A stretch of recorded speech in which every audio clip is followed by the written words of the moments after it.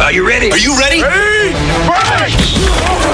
It's time for Effingham Hearts football on your home for local sports, 97.9 XFM. Let's go to the sideline for the pregame show.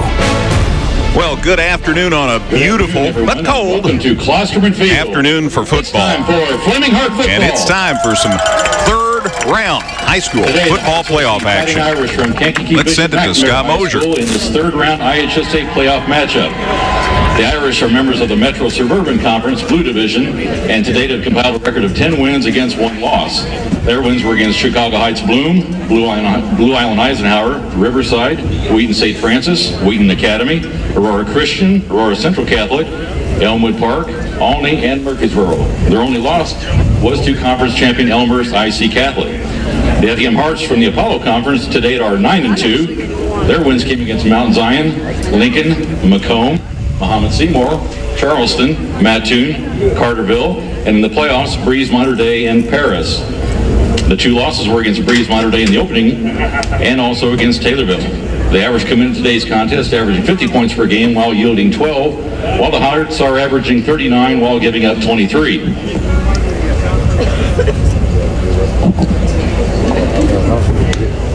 So some pregame information there. Sunday, November 11th, 2018 is a day set aside to honor those who have served their country. We would like to take this opportunity to recognize any veterans in attendance at today's football game, and we'd like to ask all veterans to stand and give us a wave at this time. And there's a bunch of them here. Veterans Day, let us remember the service of our veterans, and let us renew our national promise to fulfill our sacred obligations to our veterans and their families who have sacrificed so much that we can live free. Veterans, we thank you for your service and sacrifices, and we are forever grateful. For those who courageously gave their lives and for those who bravely fought to protect our freedom, we thank you with all of our hearts. We also ask that everyone remember that behind every soldier, there is even a stronger family who stands by them, supports them, and loves them with all of their hearts. Let's once again show our veterans in attendance today our gratitude with an ovation at this time.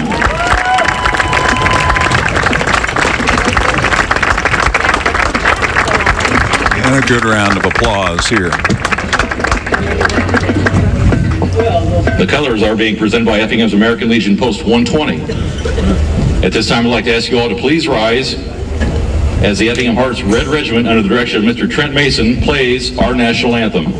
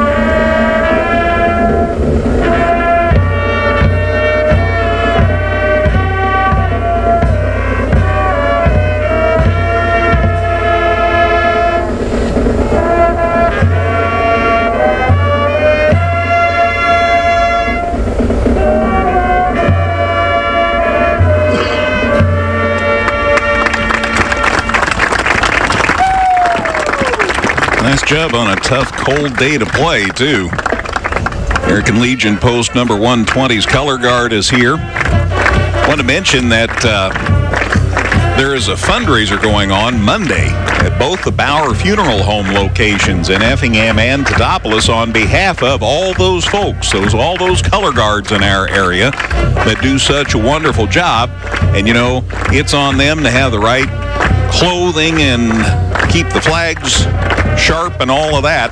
So keep that in mind. A fundraiser at both the Bauer Funeral Home locations in Effingham and Teutopolis on Monday. And if you want to contribute, I know that they would appreciate that participation. Well, here we are at Klosterman Field, third round football playoff action. The last time the Hearts were in the 3A playoffs was 1987. Thank you. I lost my sheet here. That squad finished 9-3. They were 5-1 in the Apollo. By the way, just for historicity's sake, the conference at the time included Mount Zion, Charleston, Robinson, Paris, Taylorville, and Newton. It's changed a lot.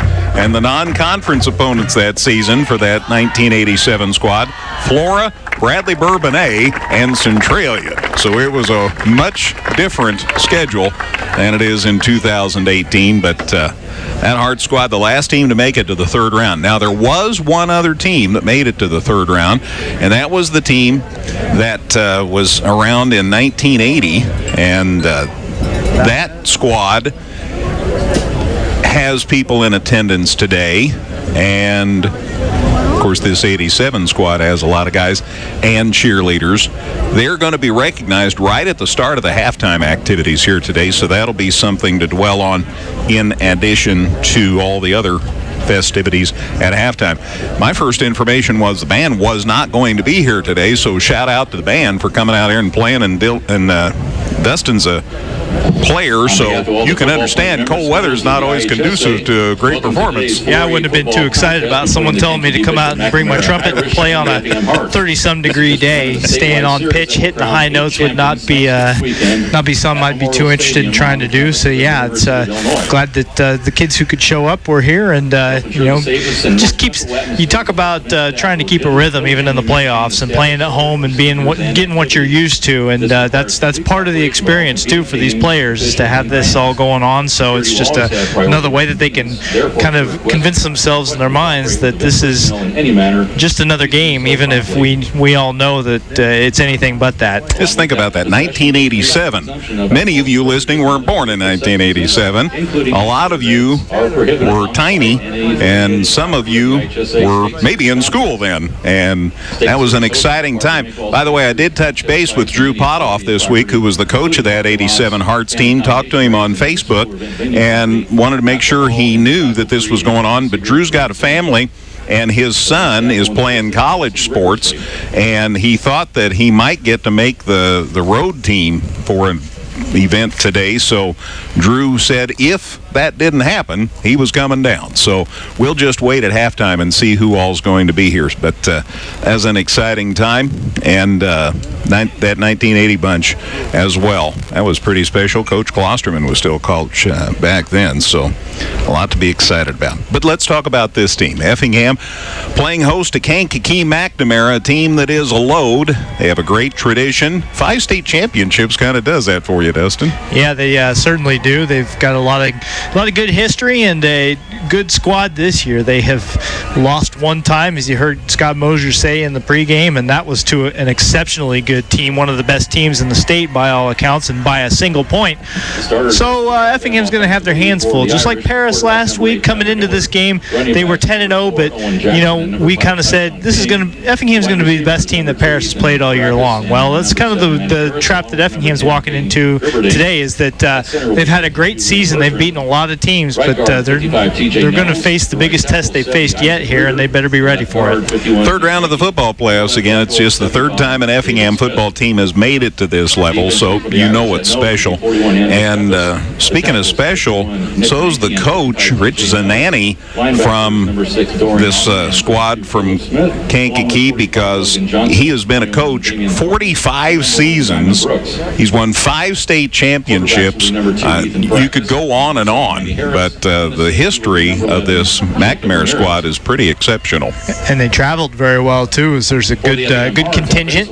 Obviously not quite the same as what we had from Paris last week, but they only had about 3 more hours to drive to get here, so you can understand. But a very good contingent of fighting Irish fans across the way from us, and Effingham well represented again on the home side stands. And really a little colder today, but I think overall a better day for football. absolutely. No wind today. The flag is limp in the north end zone, so I think that's going to be very beneficial. By the way, we can tell you that McNamara won the toss but deferred, so the Hearts are going to get the football first.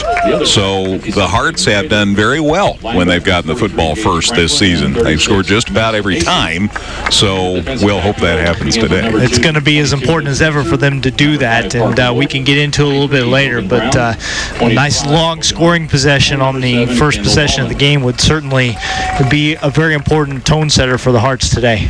There's a lot to talk about these two teams. Last week in their win, 6 touchdown passes. 6 touchdown passes. Tyler Hiller is just a junior, threw 6 touchdown passes, and I believe to 5 different kids. So it's he's got a stable of receivers just like the Hearts. Yeah, that was a record-breaking performance for them, and my understanding is that not a thing they need to do all the time. They have run the ball very well this year, but conditions and the style of the game called for them to put it in the air a little bit last week, and they did it and were pretty effective against Murfreesboro team. So, that just gives you something else to think about. A good, well-rounded team that can beat you in more than one way. You can't just take away the running game and expect to win. You're going to have to be sharp and solid in all facets of your defensive game today. 49-14 was the final that McNamara beat Murfreesboro by last week, so the Red Devils went down to defeat, of course, Effingham with a win here against Paris, and the Hearts are on a 9-game winning streak. They lost their first 2 of the season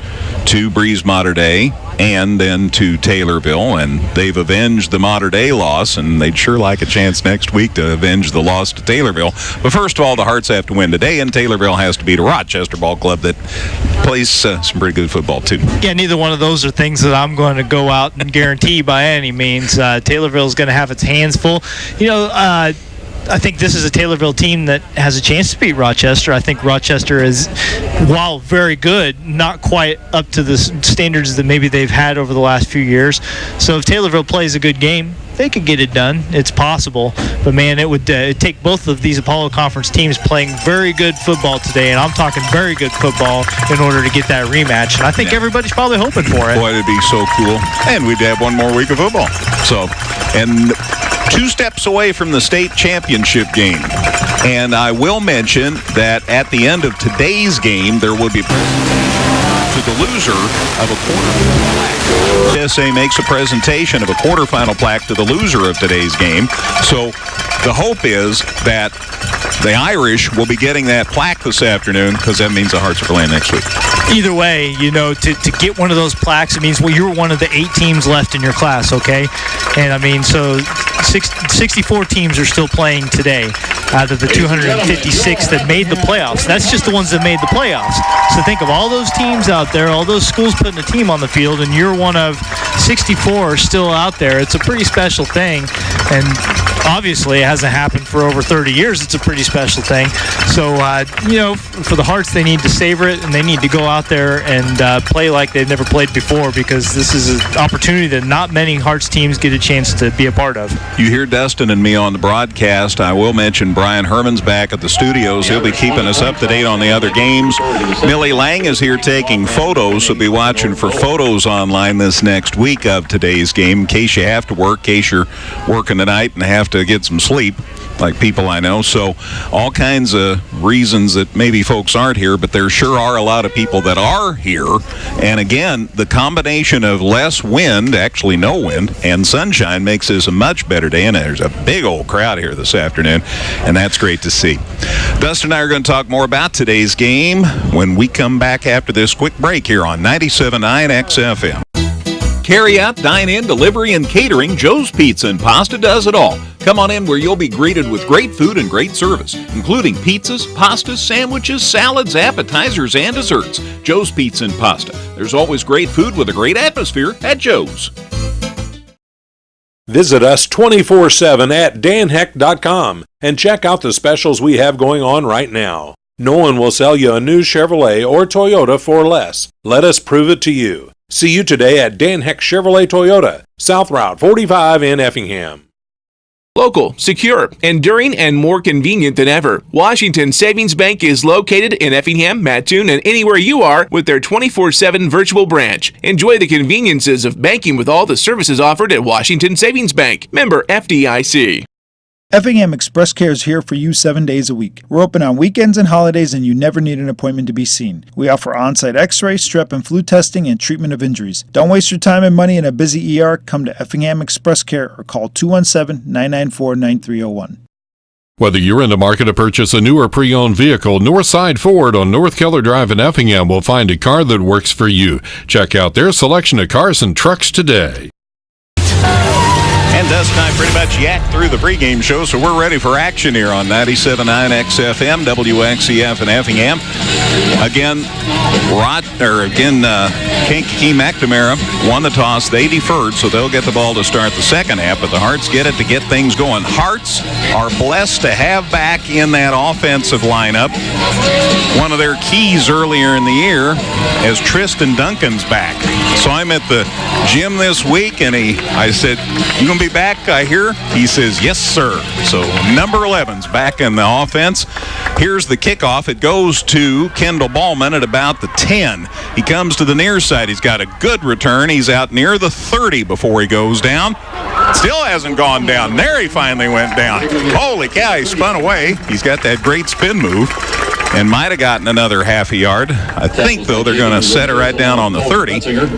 At the 30-yard line, that's where the Hearts are going to set up ship to get this one started. Yeah, so for Effingham, this is a high-powered offense they're going up against today. And so for Effingham's offense, extended possessions, move the chains, value those possessions and capitalize on them is going to be the name of the game. The fewer times McNamara has the football today, the better your chances to win the ball game. They have a lot of weapons. Wolf up under center on 1st and 10. Looking to throw on first down. Feet slip. Now he gets planted going deep. He's got Duncan. Caught it. He's at the 30-yard line. Nope, they're waving Effingham's way. Okay. Tristan Duncan had to wrestle a McNamara defender, but Duncan got the call. 1st and 10 for Effingham at McNamara's 30-yard line. The defensive back took it out of his hands, but they ruled that it was after the play was already down, so they go from 30 to 30, a 40-yard pickup to start the game. That's exciting. Welcome back, Tristan. He split wide to the near side. Shaq's down here split to the near side, or to the wide side, and Shaq to the near side. They send him across. They run it up the gut. Look at the hole for Duncan. Tristan Duncan well inside the 25 on first down. To the 23, a gain of 7 at 2nd and 3, and the Hearts are moving the football. That's why I like them getting the ball first. So, Greg, tell me again, who carried it right there? It was Kendall Ballman. Kendall Ballman, thank you. I had some writing to do on that. I'm not used to a pass play on first down. I know. So 40 yards from the 30 to the 30, and then a 7-yard gain here by Ballman at 2nd and 3. Hearts at the McNamara 23-yard line. Up underneath center, Wolf, handoff, Ballman going to the far side. He's loose. He's got the first down, and down he goes inside the 20 near the 15-yard line. Well, you couldn't ask for a better start. The long play to the receiver you've been waiting for a month to get back, and then a couple of solid running plays for Kendall. They set it down right at the 17-yard line. Tough to see the scoreboard with the sunshine. I'm not complaining about the sunshine, though. So a gain from the 23 to the 17 is a gain of 6, and it's a new set of downs. 1st and 10 at the McNamara 17-yard line. Wolf under center, Hearts in the eye.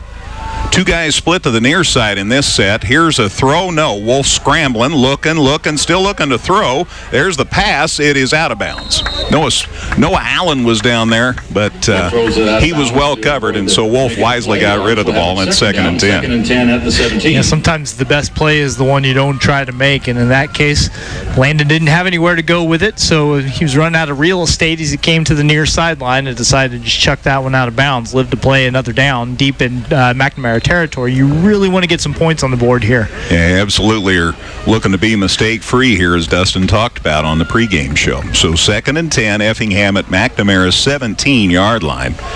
Got the Ballman split now beside Wolf in the shotgun. There's the snap, and there's a flag. Too many people were moving, I think, for the Hearts. Effingham had a couple guys on the left side of the line jerk a little bit, not quite on the same page with that snap count, so we'll have to bring it back 5 yards and try again. We'll take it back to the 22-yard line. So from the 17 back to the 22. 15. So it's 2nd and 15 now. So the incomplete pass and now the 5-yard walk-off. So you sure don't want this drive to stall. It'll be 1st and 15 at the 22. 1st and 15 at the 22, or excuse me, 2nd and 15 at the 22 because of the incompletion on 1st down. Wolf from the shotgun. Got Ballman lined up to his left this time, looking to throw. Maybe Ballman. No, he's going across the middle. He's got it. Duncan, what a catch. Touchdown, Effingham. Well, welcome back, Tristan. Obviously, the couple of weeks off has done him good. Hearts take a 6-0 lead. 10-16 left in the first quarter, I think the scoreboard says. 10-16 to go in the first, and the Hearts have taken the lead. 6-0 Effingham on the 22-yard touchdown pass from Landon Wolf to Tristan Duncan. And now the extra point try. Bo Hefner from the hold of Dylan Busher kicks up, looks good. Officials agree. 7-0 Hearts right out of the gate. Yes, sir. Give me that ball first every time. Back with a kickoff in a minute on 97.9 XFM. Carry out, dine in, delivery, and catering, Joe's Pizza and Pasta does it all. Come on in where you'll be greeted with great food and great service, including pizzas, pastas, sandwiches, salads, appetizers, and desserts. Joe's Pizza and Pasta. There's always great food with a great atmosphere at Joe's. Visit us 24/7 at danheck.com and check out the specials we have going on right now. No one will sell you a new Chevrolet or Toyota for less. Let us prove it to you. See you today at Dan Heck Chevrolet Toyota, South Route 45 in Effingham. Local, secure, enduring, and more convenient than ever. Washington Savings Bank is located in Effingham, Mattoon, and anywhere you are with their 24/7 virtual branch. Enjoy the conveniences of banking with all the services offered at Washington Savings Bank. Member FDIC. Effingham Express Care is here for you 7 days a week. We're open on weekends and holidays, and you never need an appointment to be seen. We offer on-site x-ray, strep and flu testing, and treatment of injuries. Don't waste your time and money in a busy ER. Come to Effingham Express Care or call 217-994-9301. Whether you're in the market to purchase a new or pre-owned vehicle, Northside Ford on North Keller Drive in Effingham will find a car that works for you. Check out their selection of cars and trucks today.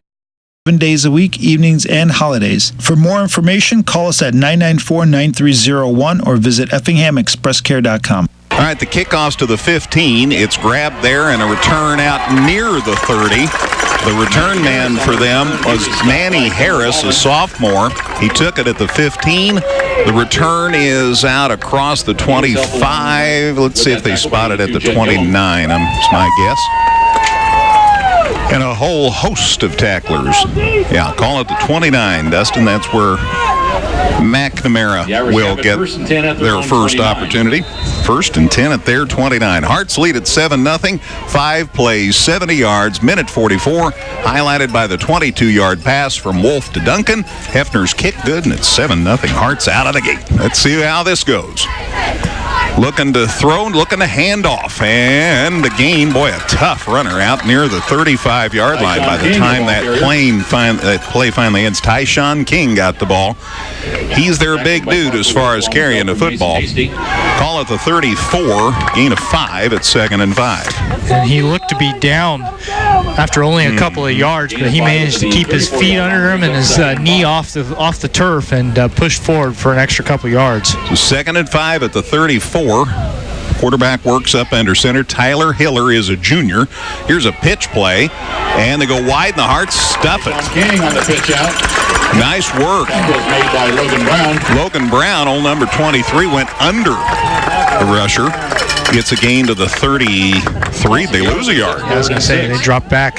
He was in the backfield, so Effingham sets itself up, third down here, and already a big defensive play. I think all third downs are going to be a big deal for this Effingham defense They today. switched the gun here. Snap to Hiller, looking to throw, coming to the near side. He's got a man. He caught it, and now the run after the catch. He got away from one defender, and finally, Ballman, who he got away from, comes back to make the stop, but it's a first down into Effingham territory to the 44-yard line. And King, again, the receiver this time, as he came out of the backfield to catch that pass. It's to the Effingham 44, so a 17 plus 6, a 23-yard pickup.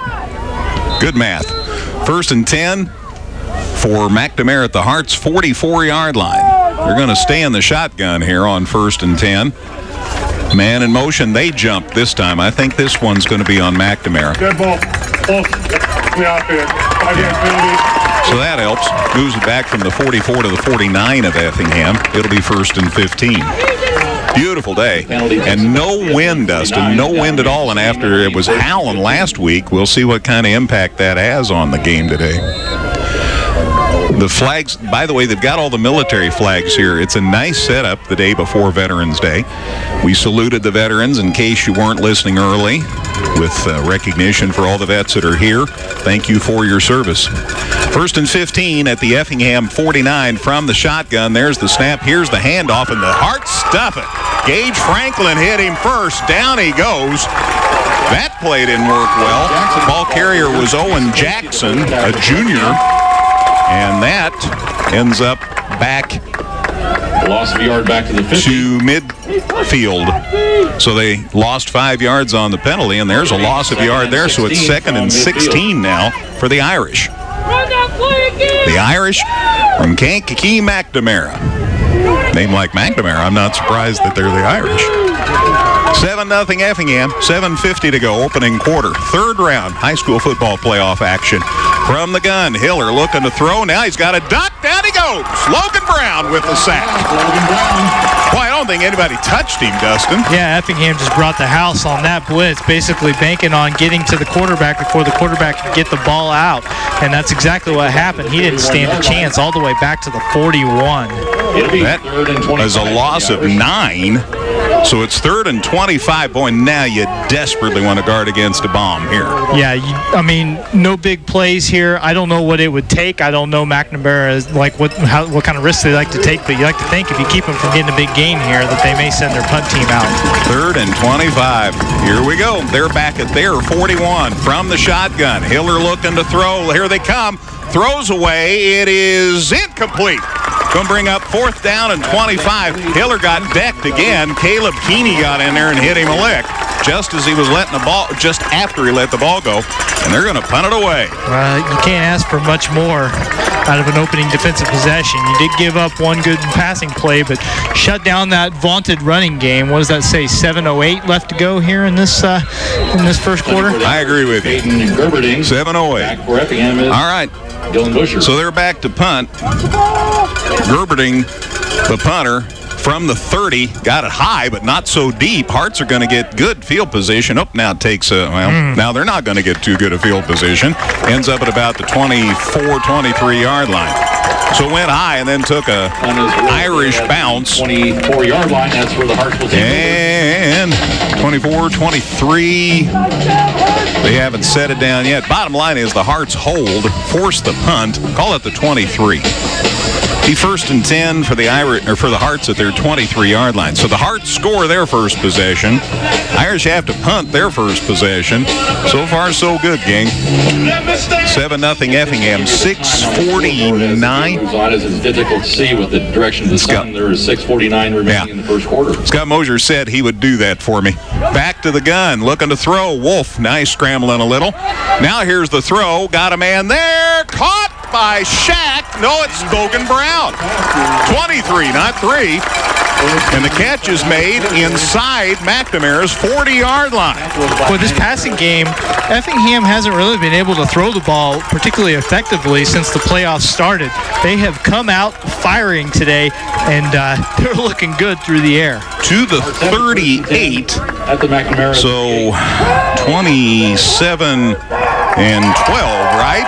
Yes. 39-yard pass completion. Hearts have it 1st and 10 at the McNamara 38-yard line. Holy cow.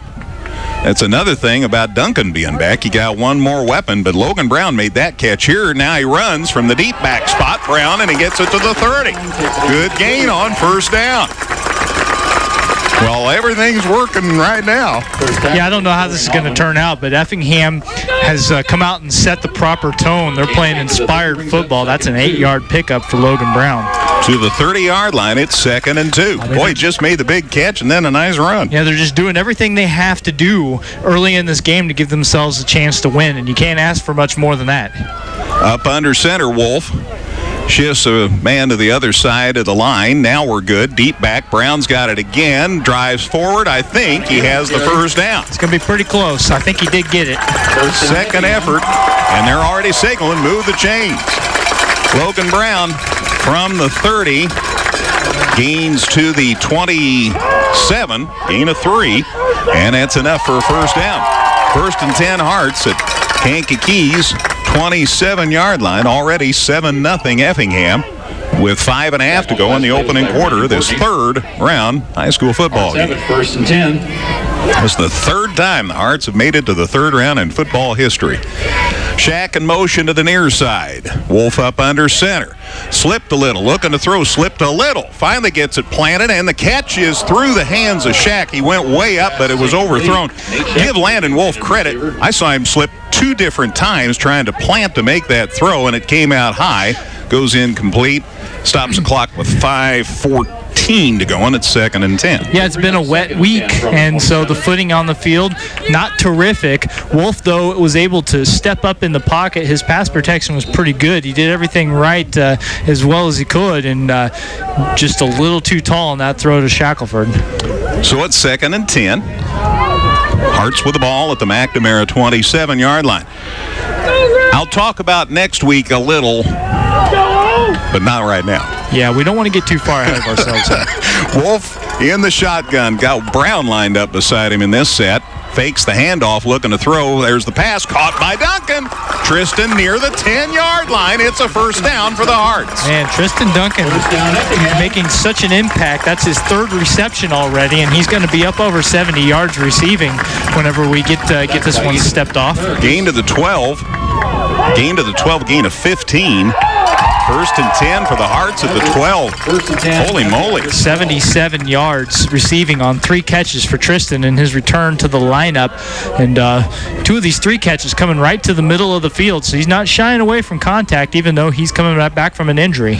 Allen now moves through the backfield on the sweep. Now he's set up in that slot over there. Here's the handoff. Deep back. Brown's got it. Still on his feet. He gets near the 5 before Logan Brown goes down. Pretty good room for no more room that he had there between the tackle and center, the guard and center, I should say, over there on the left side of the line. He just kind of picked his way through and made something out of it. A little slow getting up.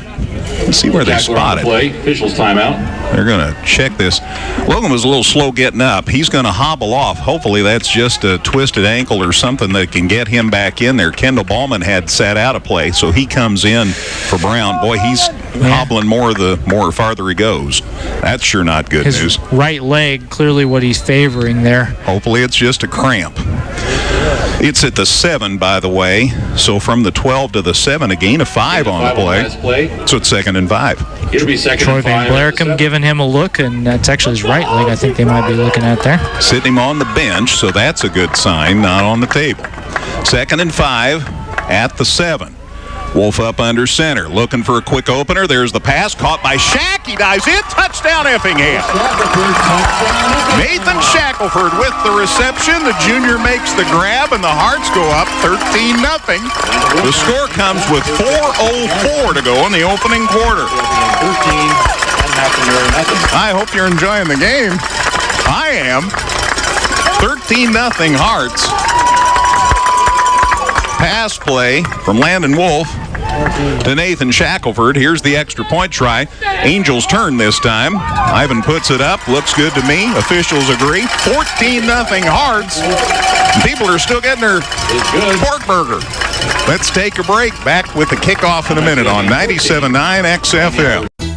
Carry-out, dine-in, delivery, and catering, Joe's Pizza and Pasta does it all. Come on in where you'll be greeted with great food and great service, including pizzas, pastas, sandwiches, salads, appetizers, and desserts. Joe's Pizza and Pasta. There's always great food with a great atmosphere at Joe's.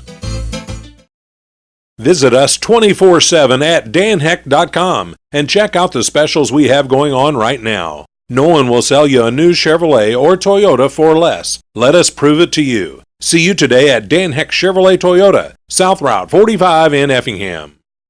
Local, secure, enduring, and more convenient than ever. Washington Savings Bank is located in Effingham, Mattoon, and anywhere you are with their 24/7 virtual branch. Enjoy the conveniences of banking with all the services offered at Washington Savings Bank. Member FDIC. Effingham Express Care is here for you 7 days a week. We're open on weekends and holidays, and you never need an appointment to be seen. We offer on-site x-ray, strep and flu testing, and treatment of injuries. Don't waste your time and money in a busy ER. Come to Effingham Express Care or call 217-994-9301. Whether you're in the market to purchase a new or pre-owned vehicle, Northside Ford on North Keller Drive in Effingham will find a car that works for you. Check out their selection of cars and trucks today. Short kickoff, end over end, taken outside the 20. And boy, a big hit on the return man. He got it across the 30 and held on after he got hit a lick. Yeah, Caleb Smith, number 32, one of the short return men there, and he paid the price for taking that kick at the 23-yard line. Not a whole lot of return to be had there. Call it the 31 is where the line of scrimmage will be. That drive, 7 plays, 77 yards, took 2:45 to complete. Shackelford the catch for 7 from Wolf, and the kick by Angel Good, and the Hearts are out to a 14-0 lead here in the first quarter. I mean, I hope that nobody feels like I'm selling Effingham short to say this, but this is a better start than I could have imagined against a team as vaunted as this McNamara team was. Line of scrimmage, the 34. Here's the handoff. They run it up the middle and a gain to the 40. Ballman got his shoulder down and tripped him up, but a gain to the 40 for Tyshawn King. Gain of 6, and it's 2nd and 4 at the 40. So 14-0 Effingham. 3.5 approximately to go in the first quarter. Scott Mosier is going to give the time because it's a little tough to see this afternoon. There were 4 minutes to go in the quarter whenever they took possession. Hiller moves up under center this time, and King the carry to the 45. It's enough for a first down. Ballman there again, and Gage Franklin helped out. By the way, I think I mentioned Gage earlier. Mason Hasty was in on a stop earlier too, so sorry I didn't give shout out. 5-yard gain there. Well, Mason's a little overdue for an interception so far. I'm waiting. That's right, 4 in the last 2 weeks, so you would expect it might be here. All right, new set of downs for them at the 45. There's a snap, the handoff to King. Got a couple, and then the Hearts driving back. Oh, he's still on his feet. Wow. Still on his feet. Now he goes down, but into Effingham territory. Heck of a run. And Luke Spencer finally took him down over on the far side of the field. What a run. That went from a 4-yard gain to a 4-yard loss to a 6-yard gain all in the same play, all the way to the Effingham 49. Turned into a 6-yard gain, and they're into Effingham territory. Determined effort there by Tyshawn King. Tyshawn King, senior, 5'10" and 190. He's not a huge kid, but, man, he runs hard. He kept his feet under him there on a day when it's not easy to do, as we've already seen. Yeah, tough field this afternoon. Handoff up the gut, and maybe nothing, maybe a yard. Nice work by the middle that time.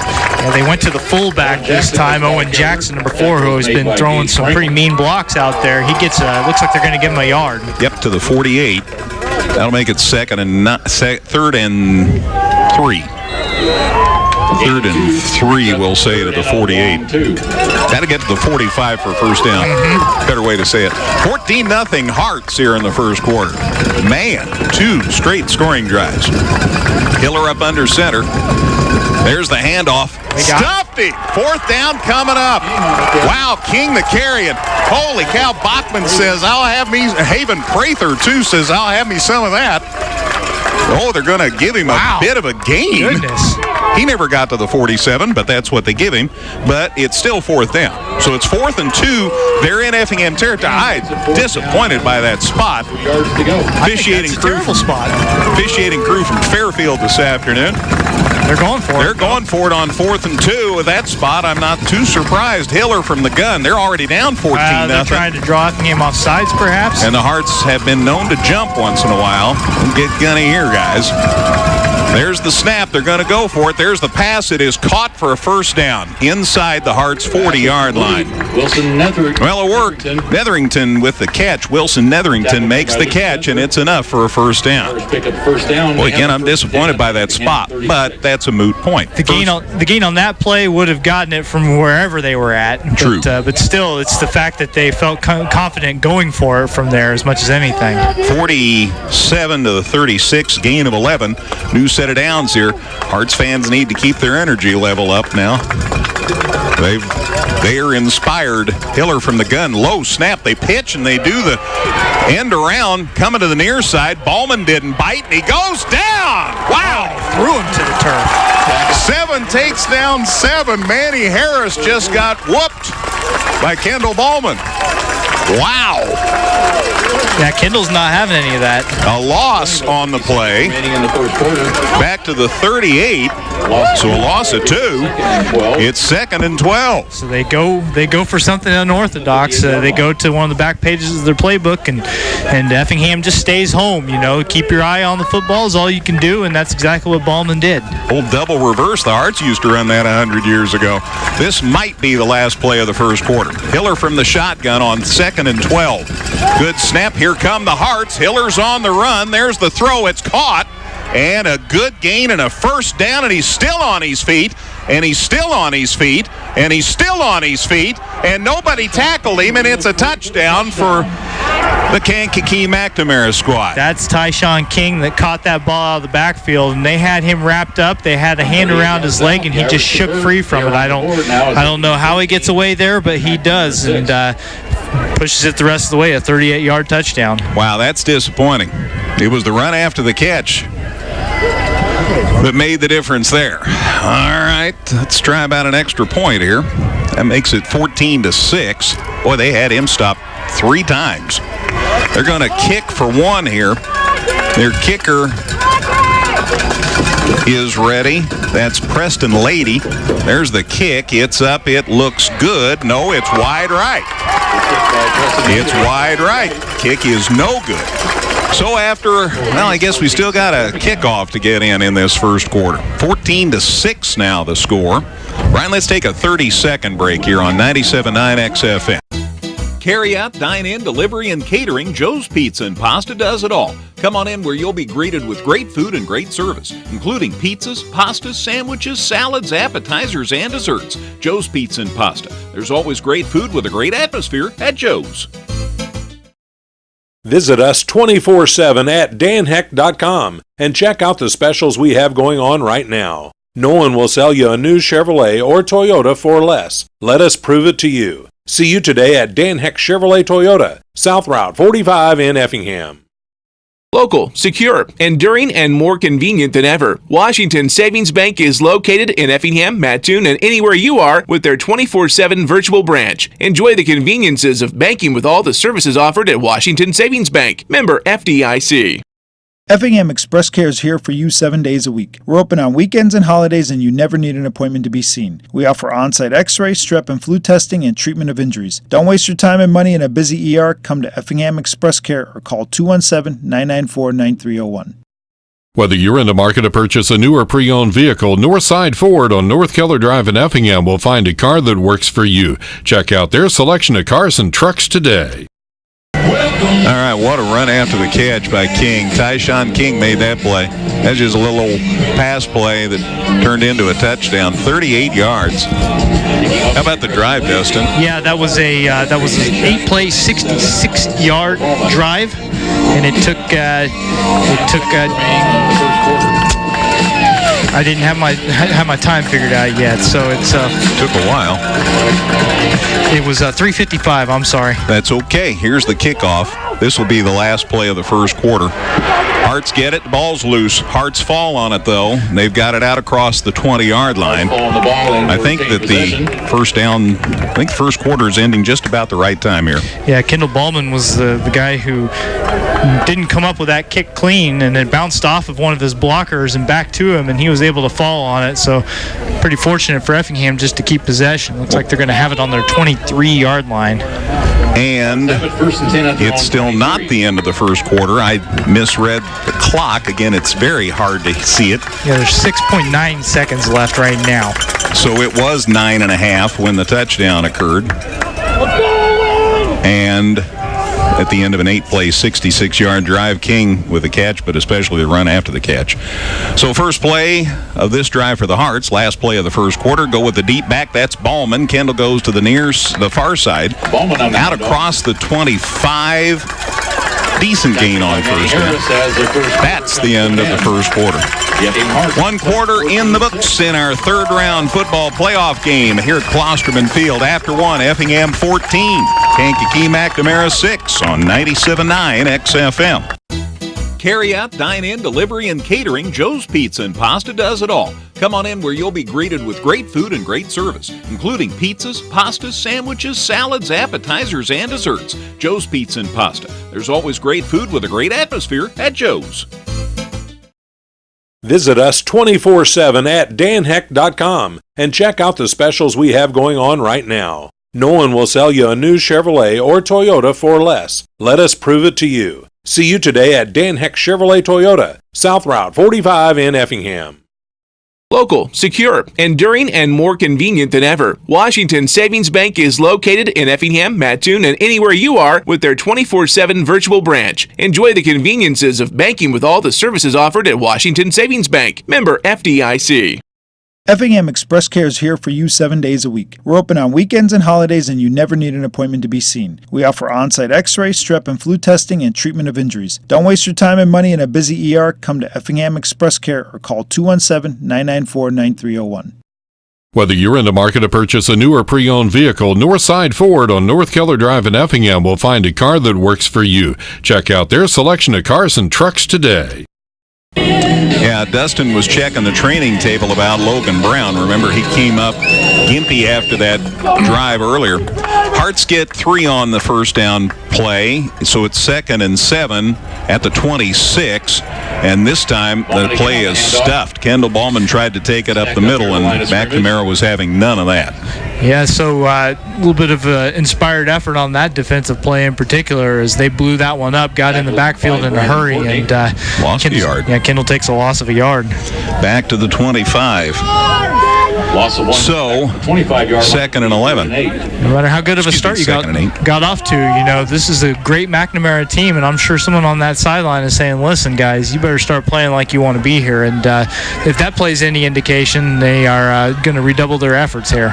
Well, from the shotgun, Jed Gillum in the split end spot. There's a flag. They throw it downfield and throw it out of bounds. Let's see about the flag now. It's in the backfield. It's going to be a hold against Effingham.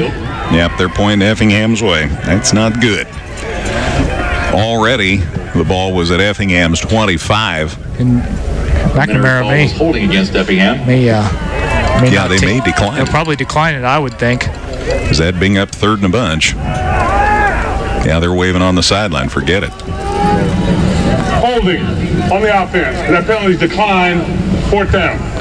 So Dawson Witten going to need to come out here and do what he does so well, and he's going to need to reverse this field a little bit. The punt return man, at least initially for the Irish, is basically a midfield. So 4th down. The Hearts have it at the 25. So Dawson Witten can sure hope to get some foot on this one.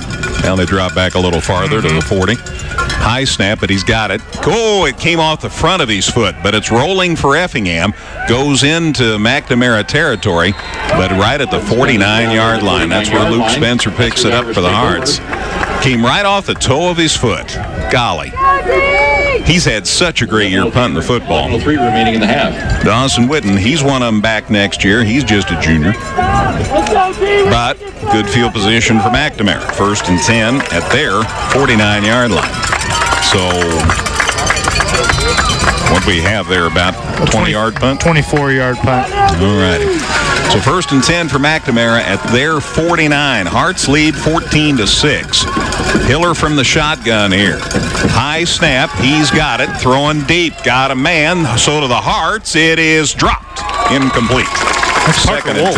Parker Wolf in the coverage there. He did a good job of getting his head around, finding the football and making a play on the ball instead of on the man, and able to knock it away without getting a penalty called on him. So 2nd and 10. Clock stops with 10:56 to go in the second quarter. Going to bring up 2nd and 10 at the 49. They brought King out here on a route to the near side. I'm sure everybody's paying max attention to him now. So they went down the left side on a pass play, came up empty. So 2nd and 10, Irish at their 49. Hearts in front, 14-6. We're just into the second quarter.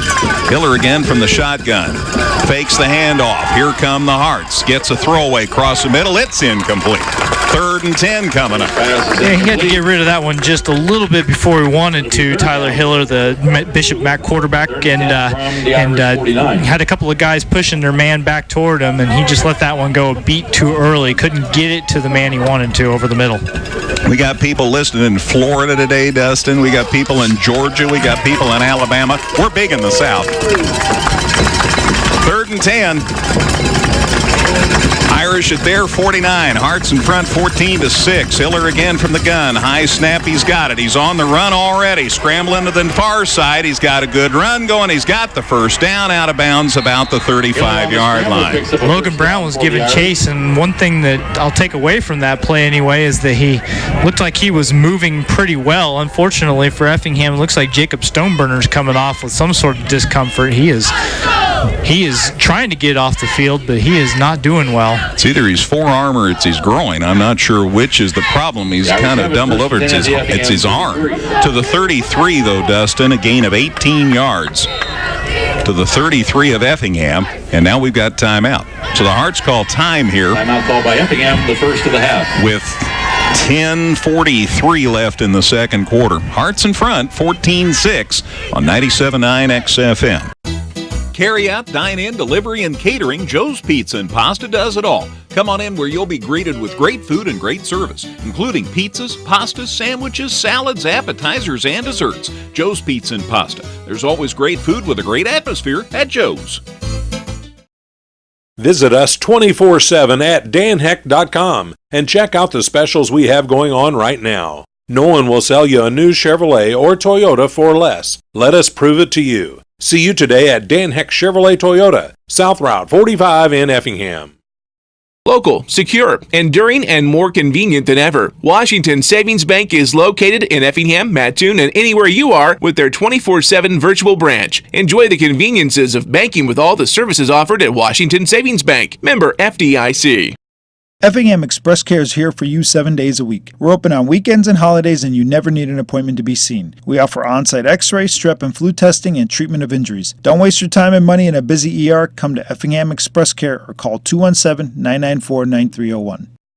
Whether you're in the market to purchase a new or pre-owned vehicle, Northside Ford on North Keller Drive in Effingham will find a car that works for you. Check out their selection of cars and trucks today. Such a great success. Taylor Law Offices, innovative service, traditional values, and a proud supporter of Effingham County sports and academic programs. Man, I am telling you, Tyshawn King is a punishing runner. He got hit a lick and still got another couple of yards on that play. Yeah, tackling him is not a one-man job, and Effingham is going to have to recognize that and treat it as such, because he has taken some big one-on-one hits and just run right through them, and picks up 4 yards there, but I'm telling you, it's a tough 4. So 2nd and 6, they're inside the Hearts 30-yard line now. Hearts in front, 14-6. Faked the handoff, and he had to go down with the ball. I don't know what happened there, but Caleb Keeney stayed with the quarterback, and Hiller faked the handoff, or somebody blew the play, and Keeney takes him down back to the 30, so a loss of 2 on that play. It'll be 3rd down and about 7. Yeah, I don't know if that was an option play they just didn't have time to run, or if there was some miscommunication between him and the running back about whether he was supposed to take it or not, but he just got left holding the ball with Effingham's defense surrounding him. One of the bad things about being the quarterback. 3rd and 7 at the Hearts 30. Fakes the handoff, lost his footing, now has to scramble, gets the throw away. It is knocked down. Great defense by Parker Wolf. Went up and knocked that ball away. Boy, just an eyelash Hiller was away from going down to a knee in the backfield as he just lost his footing, dropping back to pass, but then he got the throw away, didn't have a whole lot on it, and that was enough for Parker Wolf to get between his man and the football and bat it away. Wilson Netherington was the intended receiver there. Great play by Parker Wolf. So it's 4th down. Obviously, they're going for it here at the Hearts 30. Hearts in front, 14-6. Hiller from the gun. Got a man lined up beside him. Got King in motion to the near side. Looking to throw. Here come the Hearts. The pass is up. The pass is knocked loose. Again, Parker Wolf with a great play defensively. Little cornerback did a heck of a job. And Logan Brown had a free run at the quarterback, and that's forced him to get rid of the football. And Effingham's defense holds sound and gets the ball back with the lead intact. Peyton Gerberding was the intended receiver there. Wolf, nice job. 2 straight plays. And the Hearts have the football on the loss of downs. So, on 30, at the 30, on downs, the Hearts have it 1st and 10. Boy, that's exactly when you needed the defense to step up, Dustin. Yeah, I mean, every defensive stop you get is a big one in this game, and now an answer becomes quite important. Wolf up under center on 1st and 10 for the Hearts at the 30. Handoff, Ballman coming to the near side. Got some room this time. Gets out across the 35, close to the 40 before he's run out of bounds. Tackled by Peyton Gerberding. And Gerberding, who just got had the pass get knocked away on offense, made the tackle here on defense. It's out across the 35 to the 37 or 8, 38. I'd call that the 37. I'm going to call it the 7. All right. Gain of 8 on the last play brings up 2nd and 2 from the 38. All right, gain of 8 to the 38. Hearts have it 2nd and 2. Hearts lead 14-6. We're in the 2nd quarter.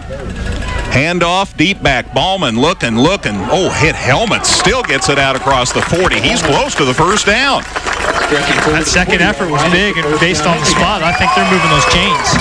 Excellent. Kendall Ballman must have known exactly how much yardage he needed to get on that play, and he got it. And the Hearts have a new set of downs just across the 40-yard line. Well, this Hearts crowd's having a good time this afternoon. Well, as they should be. Effingham has come out and played his heart, no pun intended, played his hearts out so far. And, they've got the lead to show for it. Gain of 2 to the 40. 1st and 10. Wolf under center, bringing Cameron Kalber over to the far side now. Fakes the handoff, looking to throw, roll into the near side. Now he's running for his life and gets it out of bounds in time at about the 36-yard line. Let's see where they spot it. He's going to take a little bit of a loss on this play. He wanted Tristan Duncan, but that time they had a safety come over to help, and there was no room to run, and they spot that one all the way back at the 35, so he lost 5 yards scrambling there. So 2nd and 15, as Mack did a good job of covering up all the Hearts receivers that time. Well, they're not going to, Tristan Duncan's made 3 catches, and you got to figure they're not going to let him beat them. That's exactly who I think Landon was looking for on that play, and somebody else going to have to step up and get open. This team is 10-1 that the Hearts are playing this afternoon. Got Shaq and Duncan wide right. Looking to throw. Nope, they handed it off. Ballman gets it back out across the 35, near the 37 before the old stubborn senior goes down. And Jake Stoneburner back on the field. Threw a nice block in the backfield there that kept that from being a play for a loss. It wasn't a huge gain, but his little block there got them a couple yards. So to the 37. It'll be 3rd. So it's 3rd down and about 13 yards still to go. Yep, quite a ways to go. You've got to figure they're putting the ball in the air here, so let's see what kind of a play Coach Hefner draws up. Lannon's going back to the shotgun. Got Ballman beside him. Got two guys down here to the near side, Busher and Duncan. Looking to throw out here in the flats. Caught by Duncan. See about to run after the catch. Takes it to the middle of the field. He's to the 45, and down he goes. Yep, good tackling. They did what it was just a short route, and they let him run in space in the middle of the field. But one linebacker was able to get over there and get him around the shoulders and wrestle him down. Still a good 6 yards short of the first down marker. It's at the 44, so a gain of 7. But we'll see what happens now as Witten's back to punt. Although, you know, there have been a couple of times this year when the Hearts haven't punted when they lined up to punt. Just last week, they pulled that off on their first so-called punt attempt of the game. This one's going back to Witten. Takes his time. Better kick this time. Good kick. Lot of roll. They're getting away from it, too. It's inside the 20, near the 15-yard line. Good job by Dawson Witten. And that's going to give McNamara a whole lot more real estate to have to navigate.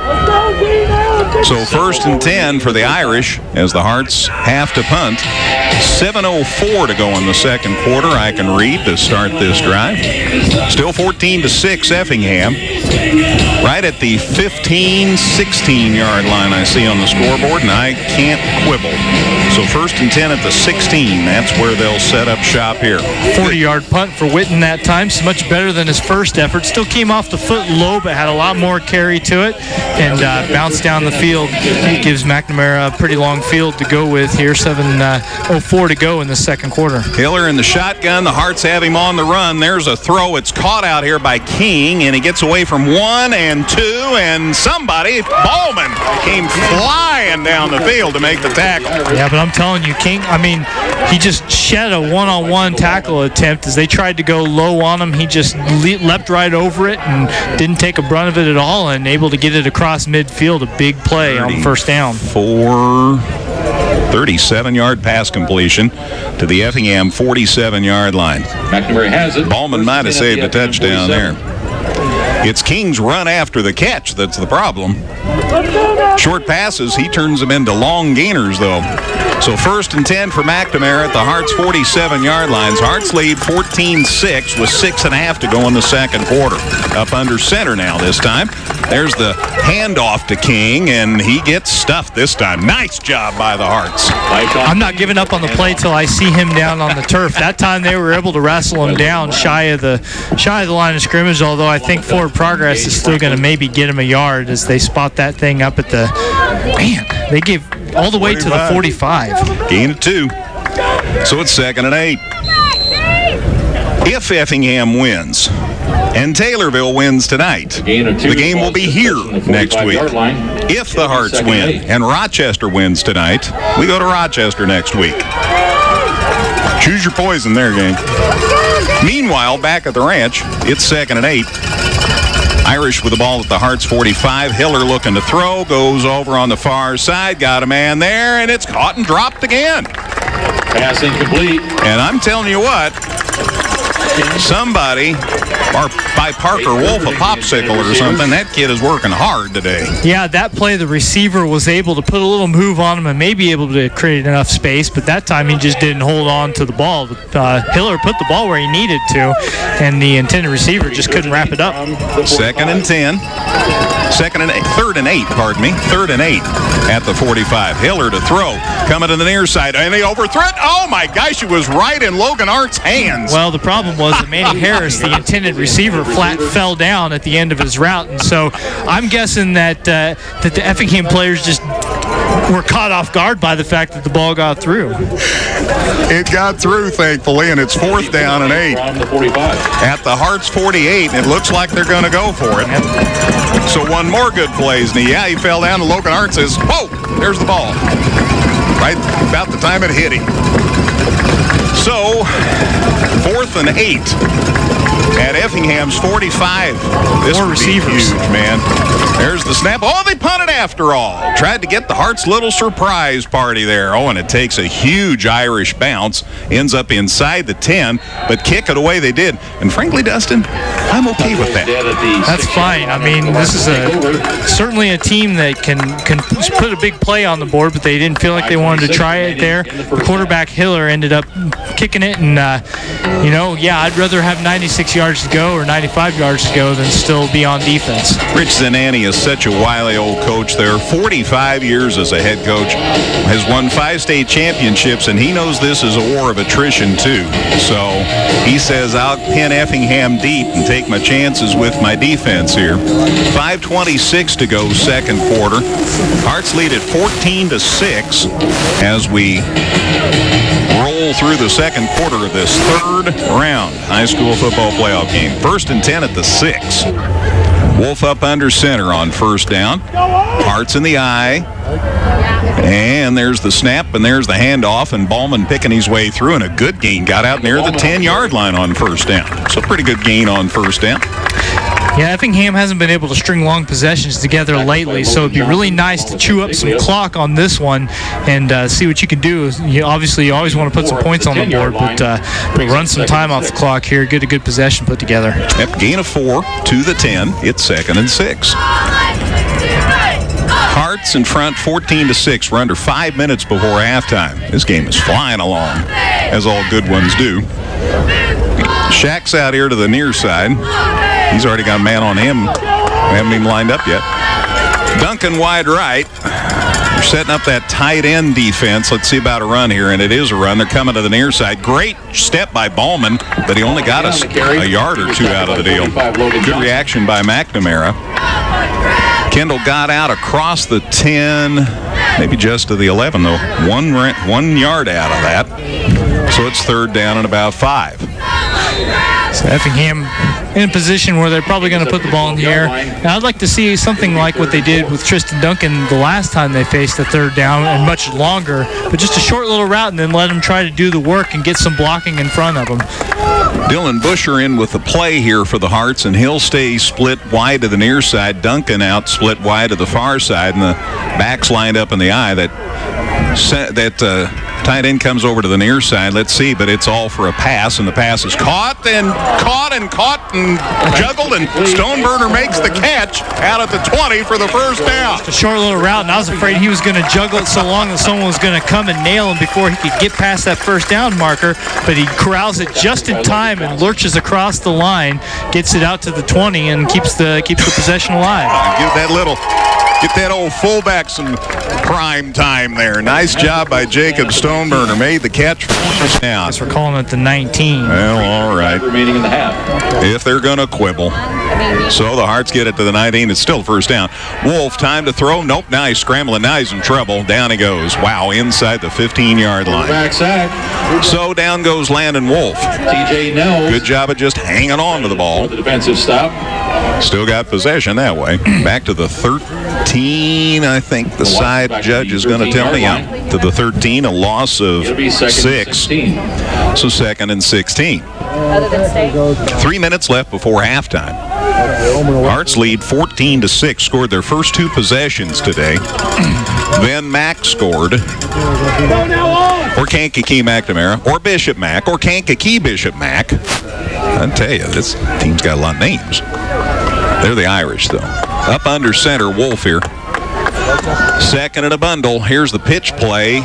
Ballman coming to the near side to the 15 out across the 16, so some decent yardage. Got it inside the original line of scrimmage, or maybe at the line of scrimmage. Now back to the 16, so it's 3rd and 10, Dustin.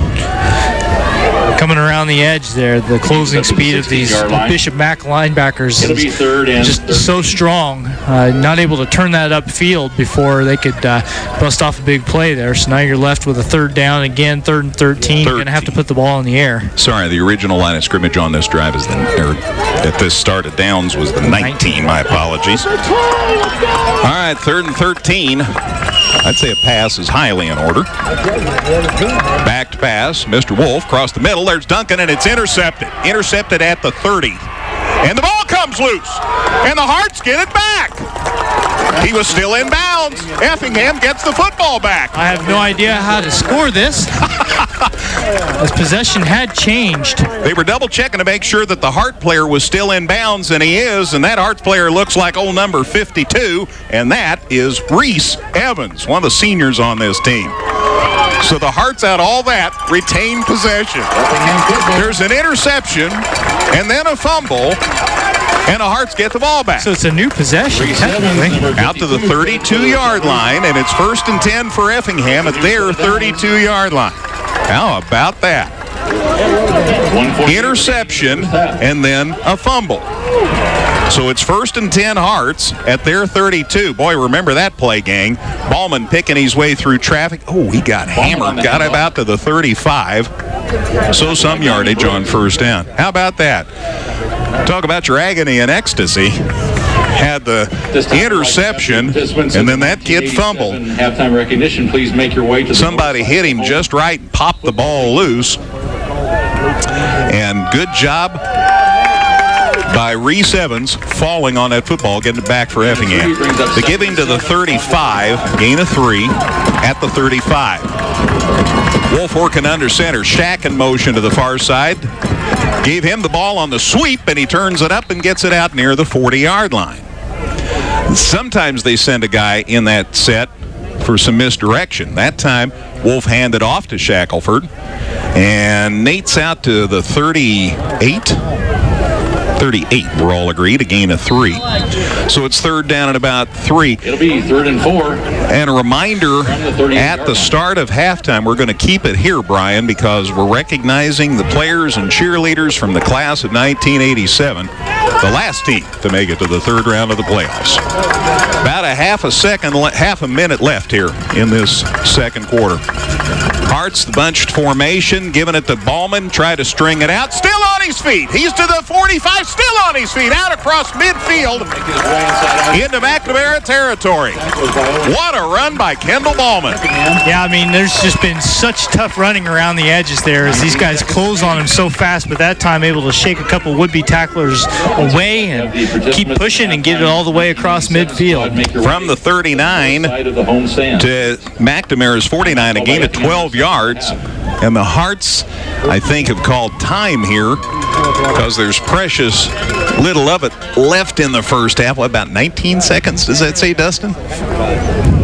15 or 19. Yes, 19 seconds. Okay, so time for a couple of plays if you're quick about it. So well, and at this point, you got nothing to lose. Yeah. I mean, you got your deep threat back in number 11. I think you probably let it fly at some point. Barring a long interception return, you basically got a free chance at this, and you would love to go into halftime up 2 scores on this team because you know they're going to get the football first to start the second half. You'd like to still have a lead no matter what that opening possession of the second half comes to. It's 14-6 Effingham, 19 seconds left. The Harts with a football, 1st and 10 at McNamara's 49-yard line. So trying to drop your very best play here, and you got the wily veteran Rich Zanani over there across the field for I knew I'd call him MacArthur sooner or later, for McNamara. Kankakee McNamara and Effingham, Harts in front. 1st down at Mac's 49-yard line. They got a bunched up formation here. Wolf under center. Looking to hand off. Nope, looking to throw. Here they come, and down he goes. Man, somebody shot the gap just right and takes Wolf back down to the 41-yard line. Whatever was supposed to happen there, Logan Johnson, the linebacker, was not a part of the conversation. He just busted through and got landed before he had a chance to do a thing. And that's how the half ends. Harts will go to the locker room happy, though, at halftime in this 3rd round football playoff game. Effingham 14, Kankakee McNamara 6. Halftime show on the way, and we're going to keep it here, Brian, because I don't want to miss this 1987 salute. Yeah, I was even calling football with Larry Wilson back then. I was the sidekick and got to work along Larry, and 1987 was quite the year. Scott, I know, who actually was on the very first football playoff team Effingham had back in 1978, is going to give us good information here. And look at all the old Letterman's jackets, Dustin. A lot of guys still got their Letterman jackets, got their jerseys. How cool is this? All right, I don't want to miss this. Dustin's hard to work on the stats, as he always is. See, Dustin doesn't get to see much of the game because he's usually got his head down doing his wonderful job on stats. So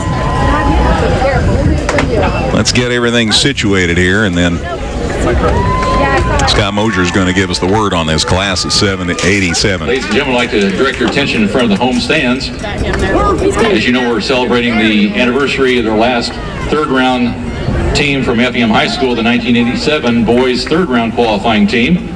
In celebration of this year's football team and its accomplishments during the season and the playoffs, Effingham High School is pleased to celebrate another notable team in school history.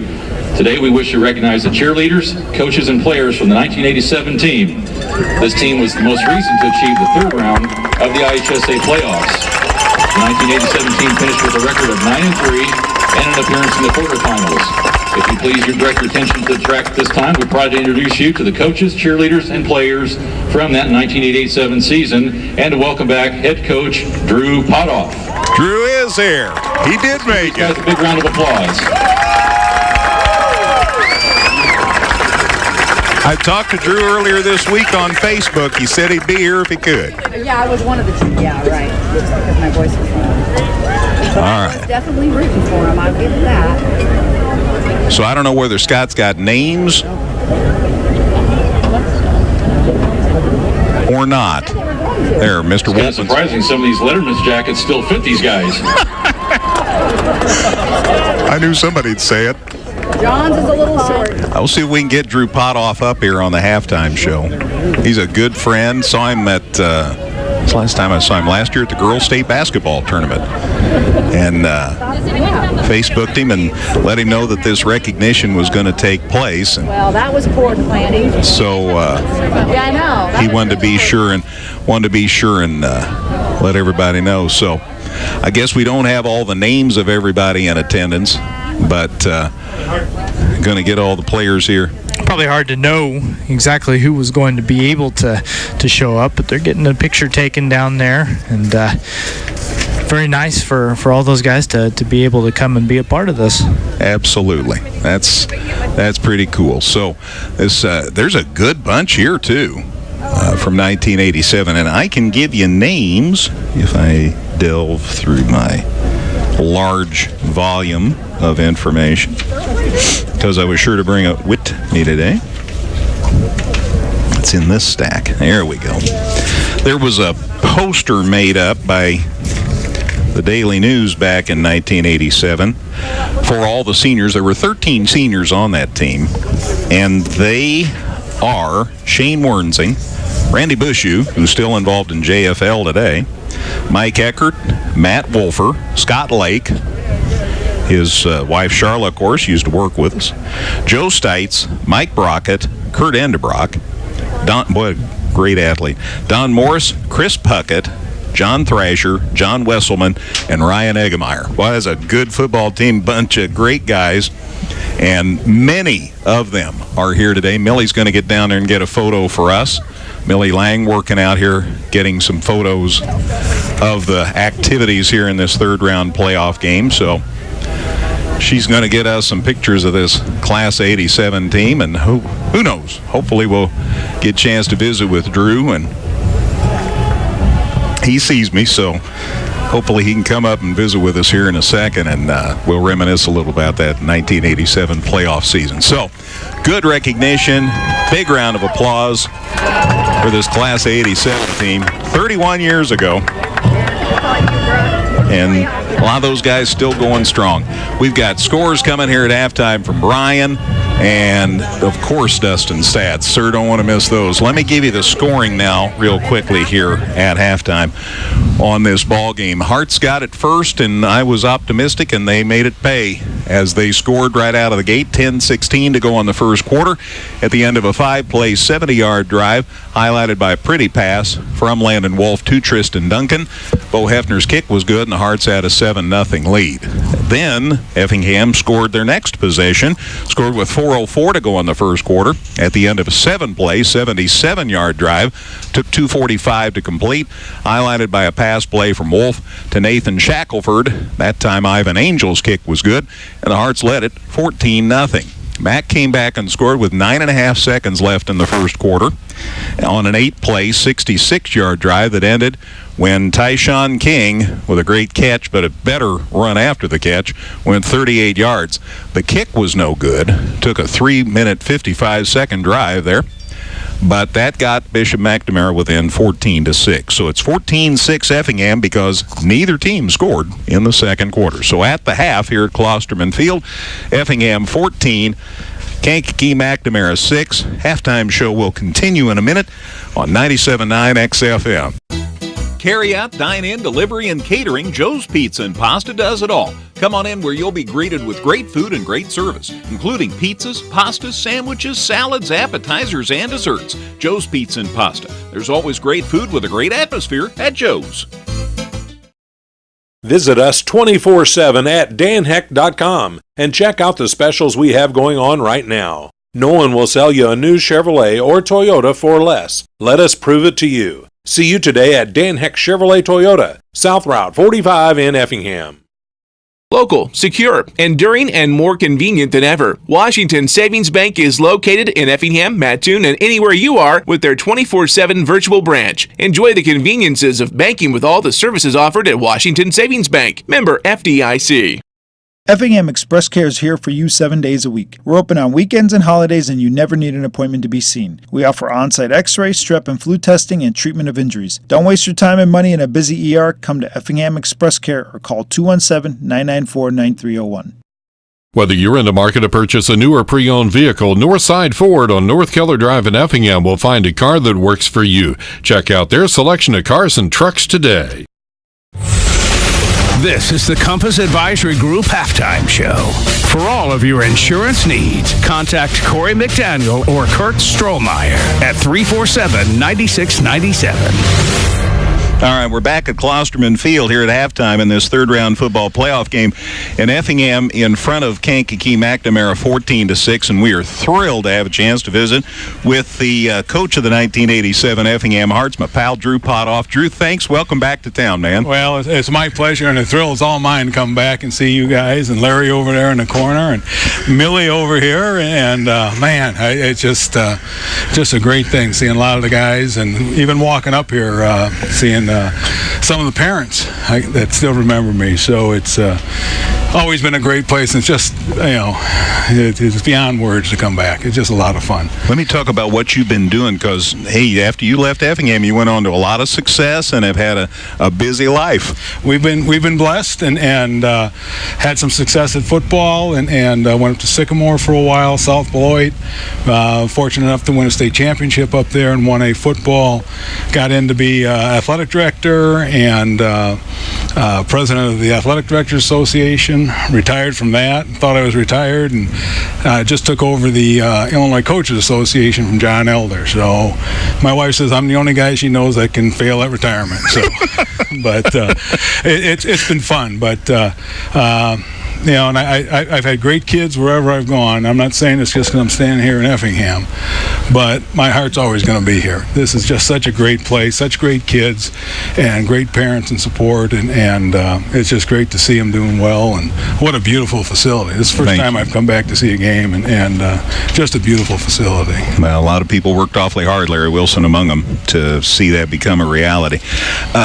Let's talk about that 87 team, because you had a lot of your players here today. A lot of them are here. Kurt Enderbrock was quarterback. That was the first year we went to the triple option, and I remember we were scared, and we went out to Florida to open up, and he pulled it from the fullback on the first play and went for about 25 yards, and Mike McDonald said, I think we're going to be okay.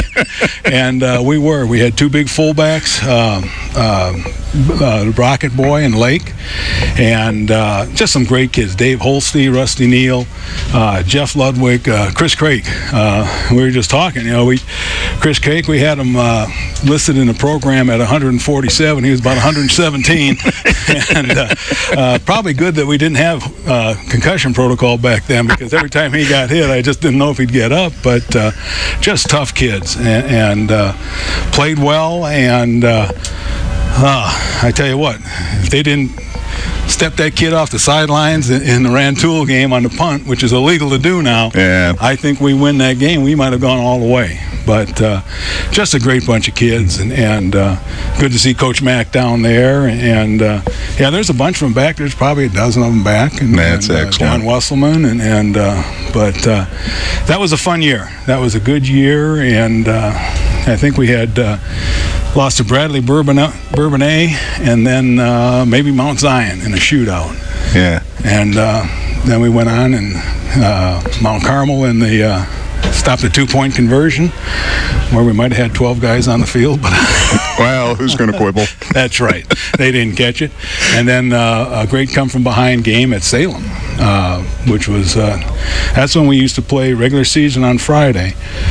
First playoff game on Wednesday, and then you play Saturday again. And I remember at halftime looking at those boys and saying, boy, we don't have much left. But we came from behind, but it was a great experience. All of my teams here were great. A lot of fun, and had a opportunity to visit with Rush and Sherry Marvel last spring and catch up with them. So a lot of fun. I know. I think last time I saw you was at the Girls State Basketball Tournament, right? Boys, when St. Anthony. Boys, okay. A couple of years ago, all right. Yep. I work for the IHSA. I'll be working all the state football games in Champaign this year, so keeping busy. Good. Well, I hope we get to see you again in a couple of weeks. I'm hoping. You got a tough one next week. We're going to win this one, but I think so. You guys are moving the ball, so they'll be good. You got a good coach. Been doing pretty good the last couple of years. I keep following the Hearts. I always do. I have to. Appreciate that. And I know you got a lot of family. Got a son, daughters, and I got 3 daughters. One is just got her doctorate out in Boston in psychology. I got one that's working in New York City for a not-for-profit group, whatever that means. I have no idea. Another daughter who's a teacher out in the Quad Cities, and then Jake is a freshman playing football at Illinois Wesleyan. He's had a real good freshman year, so they're going to be conference co-champs. So he had a good JV season. He's a little frustrated because he's a freshman, but he'll learn. It's a great program up there. So has to bide his time. Yep. Well, it's a thrill to get to see you, and we want to get through the stats and other information, but thank you for coming up and seeing me. Thanks for having me. I really appreciate it, especially with seeing these guys up here, too. But, you bet. Thank you, sir. I'll always remember the Honeybee Festival in Paris. Yes. They used to have this Honeybee Festival in Paris. I'm not going to go along on this, but it was a Saturday usually, and Drew let me go along and scout.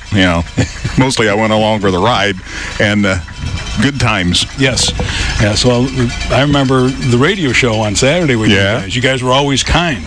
Not as kind as the guys down at Stouffer's Coffee Shop or at the car dealership that I had to go and listen to those guys after, but you guys were always kind to me. But thank you, and it's just great to be back. I just love Effingham, and it's always going to be near and dear to me. Very good. All the best to you, Drew. Thank you, guys. Thank you. That's Drew Potoff, the coach of the Effingham Hearts for that 1987 third-round team. My goodness, a lot of wonderful, wonderful memories. Let's send it over to Dustin because he's got, as usual, an armload of stats on this one. Greg, I will try to run through them as quick as I can. Effingham outgained Kankakee McNamara 189-143 in that first half. The Hearts ran 29 plays from scrimmage. Bishop Mack 25. Hearts ran the ball 19 times, 51 yards on the ground, just 2.7 yards per carry, but they were able to hold the Irish to 2.4 yards per carry, just 34 rushing yards on 14 attempts. Putting the ball in the air, Effingham passed it 10 times. They were successful 7 times, had 1 intercepted, 138 yards and 2 touchdowns coming in the passing game. For McNamara, they passed 11 times, completed 4 of them for 109 yards, and their only score. Effingham 10 first downs in that that first half, 4 on the ground, 6 through the air. Bishop Mack, 6 first downs, 4 in the passing game, 2 on the ground. Penalties, Effingham penalized once for 5 yards. Bishop Mack penalized once for 5 yards. Turnovers, obviously, each team had one on the exact same play as Effingham threw an interception and then got the fumble back on the return. Hearts controlled time of possession, 13 minutes and 13 seconds compared to 10:47 for the Irish. As far as individual stats, Tyshawn King running the ball for Bishop Mack today, 28 yards on 8 carries. Their quarterback, Tyler Hiller, has 8 yards on 3 attempts. Owen Jackson is broken even at he lost a yard, he gained a yard on his 2 carries, and Manny Harris lost 2 yards on his only attempt.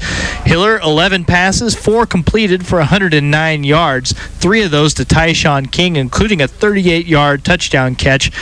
King had receptions of 23, 38, and 37 yards for his 98 total, 11 yards for Wilson Netherton as well.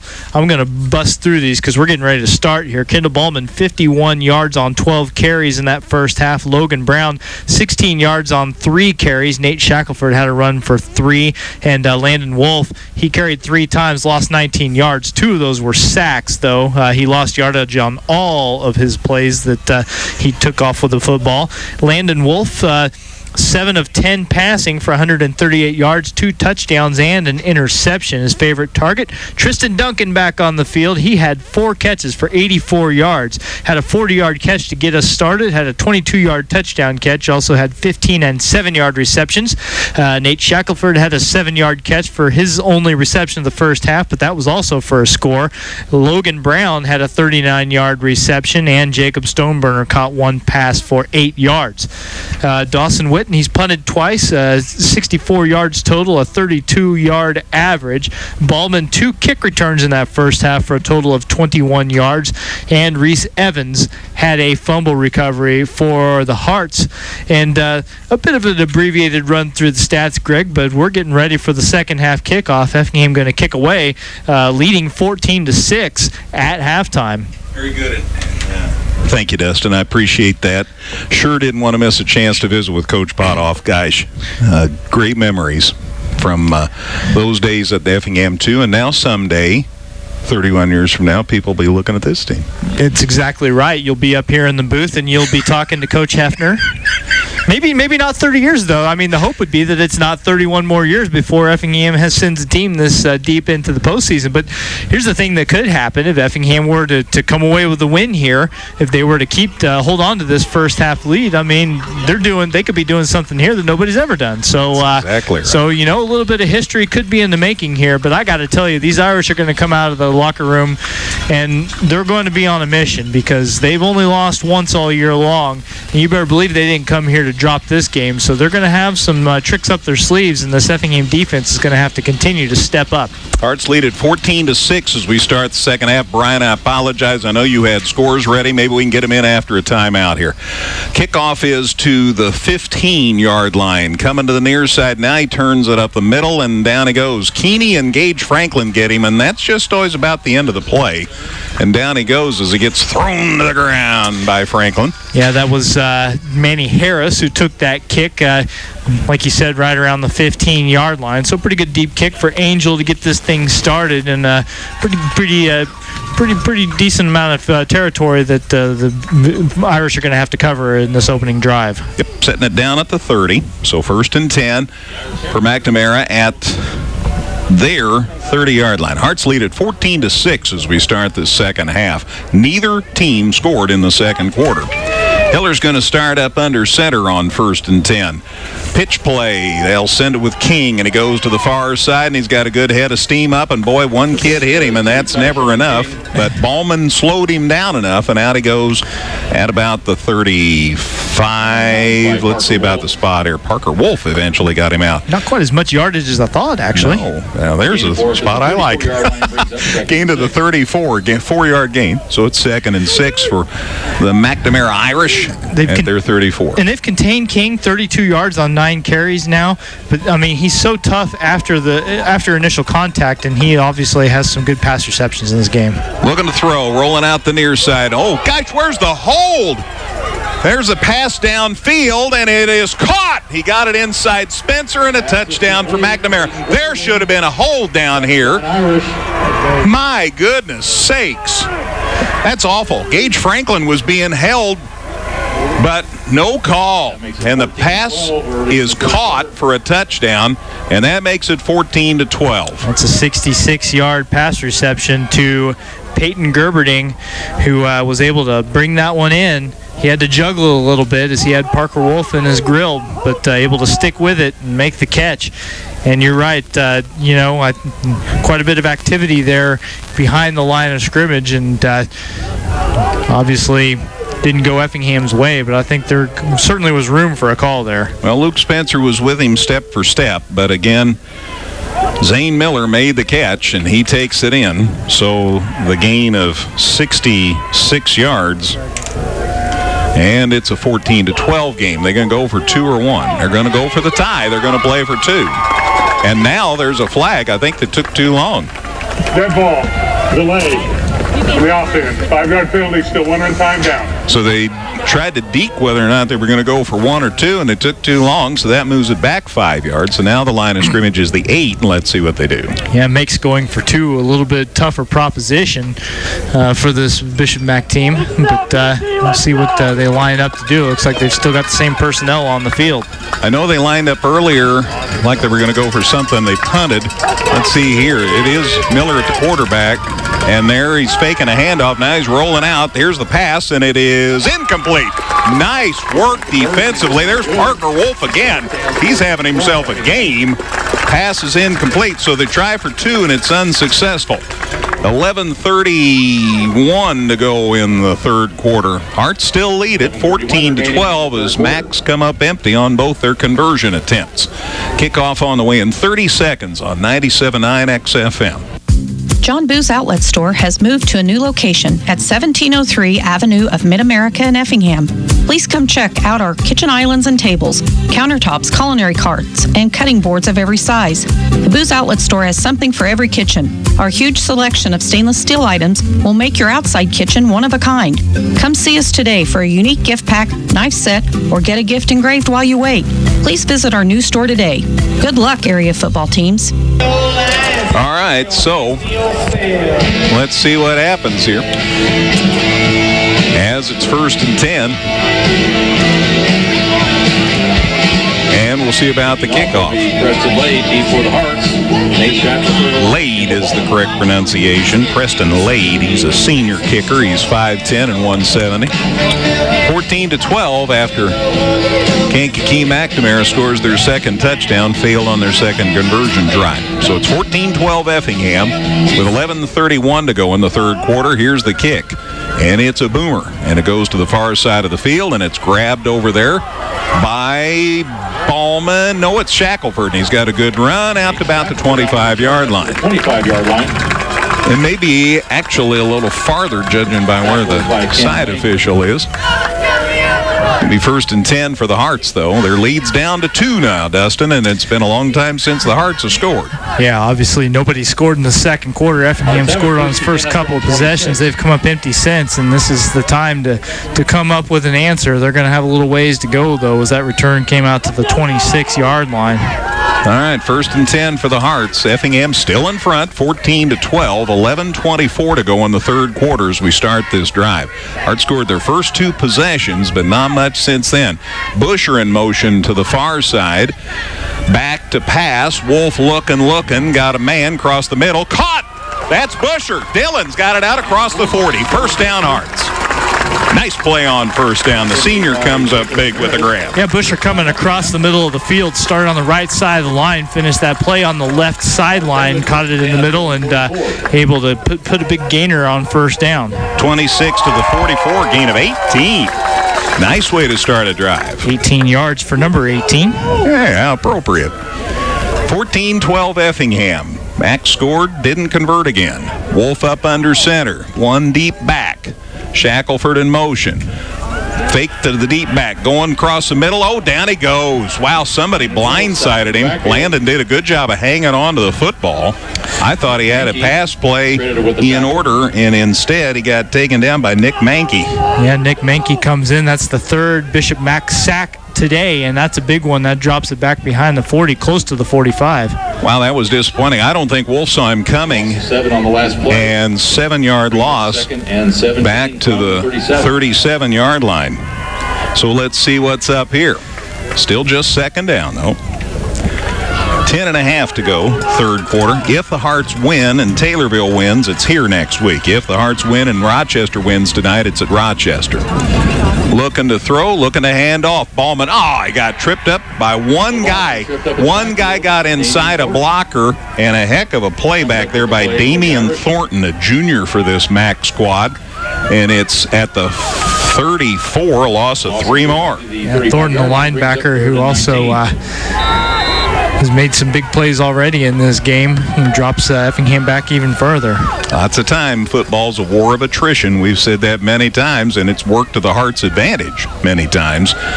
You're hoping it's not going to work for Bishop Mack here. Busher and Duncan out here to the near side. Shack to the top. Hearts looking to throw, obviously. Here comes the man, and down he goes, and the ball's loose. And it's grabbed by McNamara. They've got it first down at Effingham's 15-yard line. Yeah, he was sacked, and then 55, T.J. Niels comes in and gets the loose football. You can't, against a team this good, turnovers are a killer, and this is going to set up McNamara with a short field. And Effingham's defense going to have to step it up now. Boy, he just came unimpeded, and there was little that Landon Wolf could do. Back to the Effingham 19-yard line. 1st and 10 for Mack at Effingham's 19-yard line. 9:41 left in the third quarter to start this drive. Hearts still in front, but the lead's down to 14-12, and the Irish with great field position to start this drive. Hearts won 9 straight. No Effingham football team has ever won 10 games in a season. Hiller under center on first down here for the Irish. Got a man in motion. There's the snap. Here's the handoff. It's King. He's going to the far side. There's a flag, and Wolf takes him out of bounds. 5 ran 5 out of bounds. Let's see about this play. It's a hold, and it's on McNamara. Yeah, there's your holding call. Play too late. Did I sound a little upset earlier? Maybe. So a 10-yard walk-off. Flag's thrown right about the 12. Let's see about the walk-off here. Yeah, line of scrimmage again was the 19. It was thrown pretty late in the play, so. Holding on the offense. 10-yard penalty.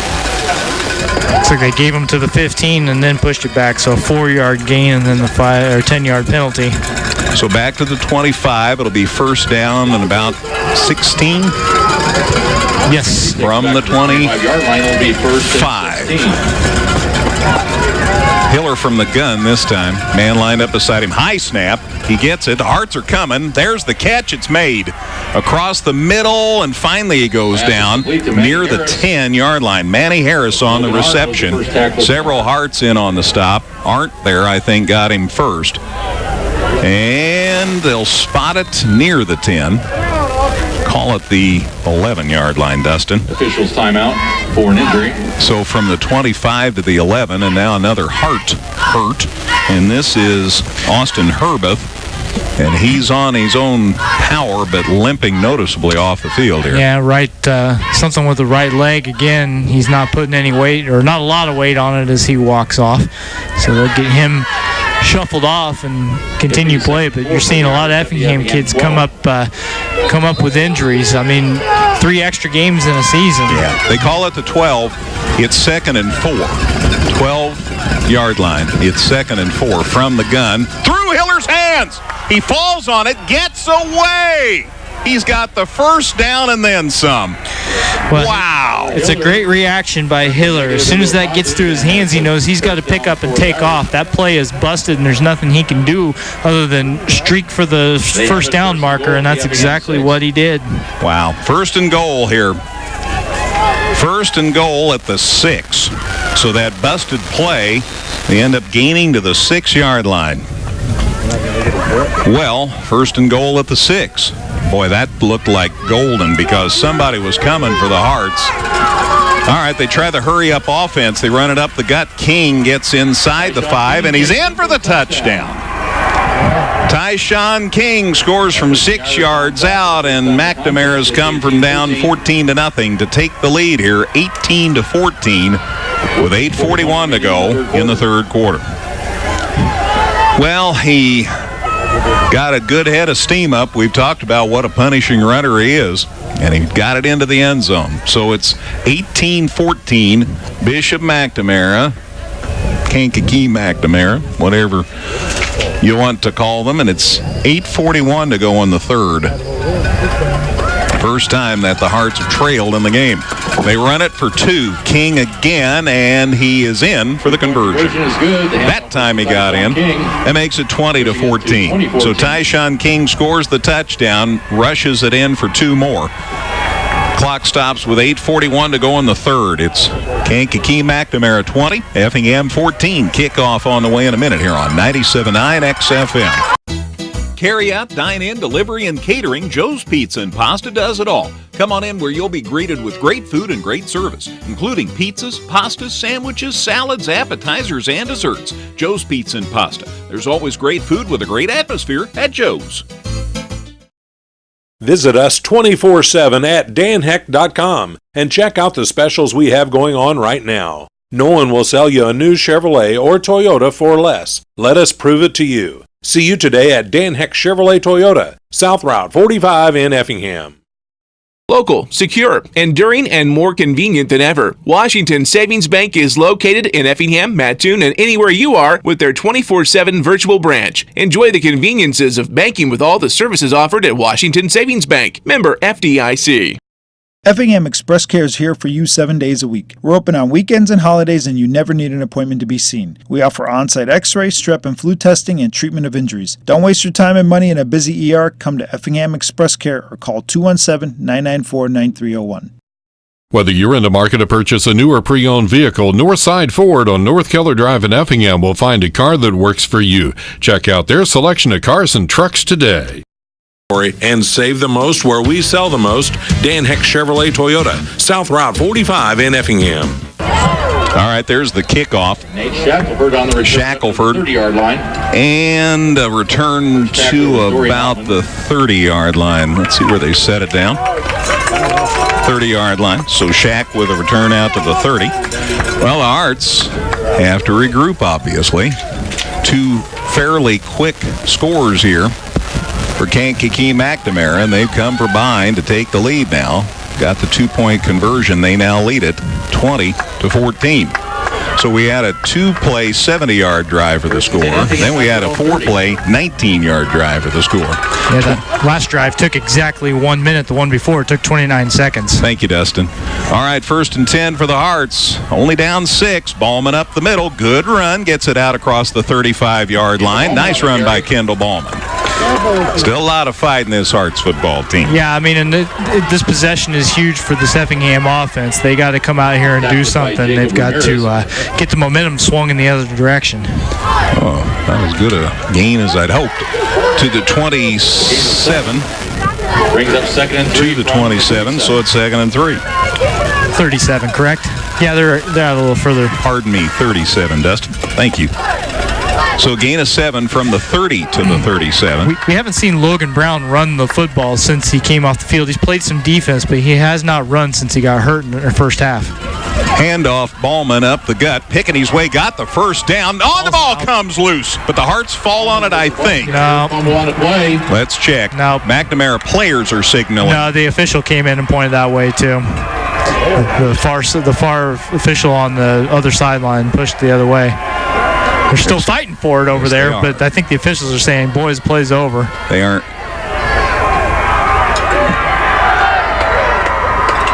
And the Hearts are coming off the field.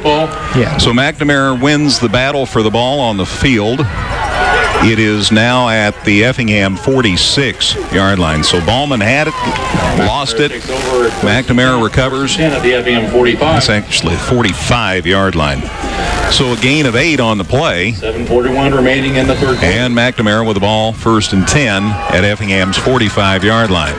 So the Hearts in danger. The wheels coming off here. Need a big defensive stand here. A little pitch play, a little dipsy-do. They're going to throw. There's a man deep, and it's caught, and there's another touchdown. The catch is made back there by Wilson Netherington. That makes it 26-14. Kankakee McNamara. The pass was thrown by Peyton Gerberding. So they try the dipsy-doodle back there. And Gerberding threw the pass, and it was caught by Netherington for a touchdown. Yeah, Netherton, his second reception of the game. And that's a big one. The momentum has officially left the Hearts altogether, and they have got to regroup in a hurry. So 45-yard pass play. 26-14. They're going to kick for 1 this time. Lade will try the extra point. And it's up, and it's way high, and plenty good. Tyler Hiller held, and Lade makes the kick, and that makes it 27-14. The score comes with 7:33 to go in the third quarter. Boy, is this game turned around. Time of possession, 1 minute and 37 seconds for Bishop Mac in this second half, and they have scored 3 touchdowns. Kind of stunning, to say the least. Pass play good for 45 yards. Kick good, and that makes it now 27-14. Kankakee McNamara with the lead. So the Hearts led it 14-6 at halftime. Now it's 27-14 Kankakee McNamara. They've scored 3 touchdowns in we're 3 minutes and 4 minutes and a half into the third quarter. Wow. What a turnaround. Still just 27-14 though, but you gotta find a way to blunt the momentum here. Laid to kick off.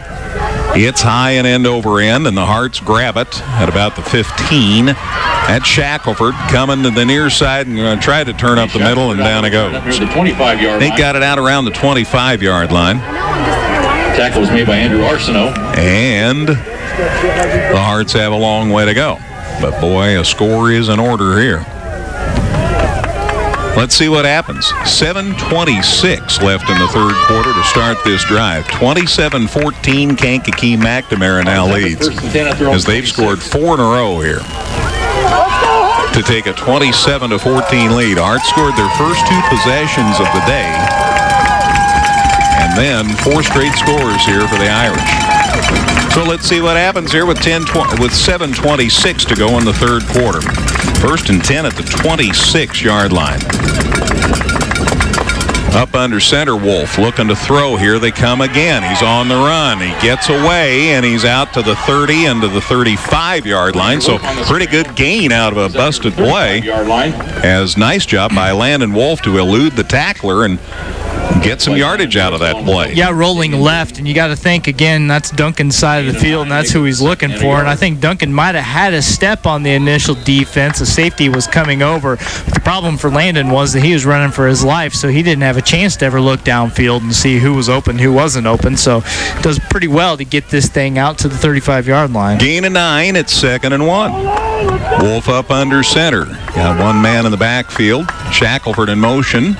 Handoff up the gut. That's taken by Ballman, and he's very near the first down. Let's see about the spot here. Caleb Smith. Kendall Ballman a little slow to get up. He has to wait for people to get off him. First down, Effingham. Good work by the Hearts.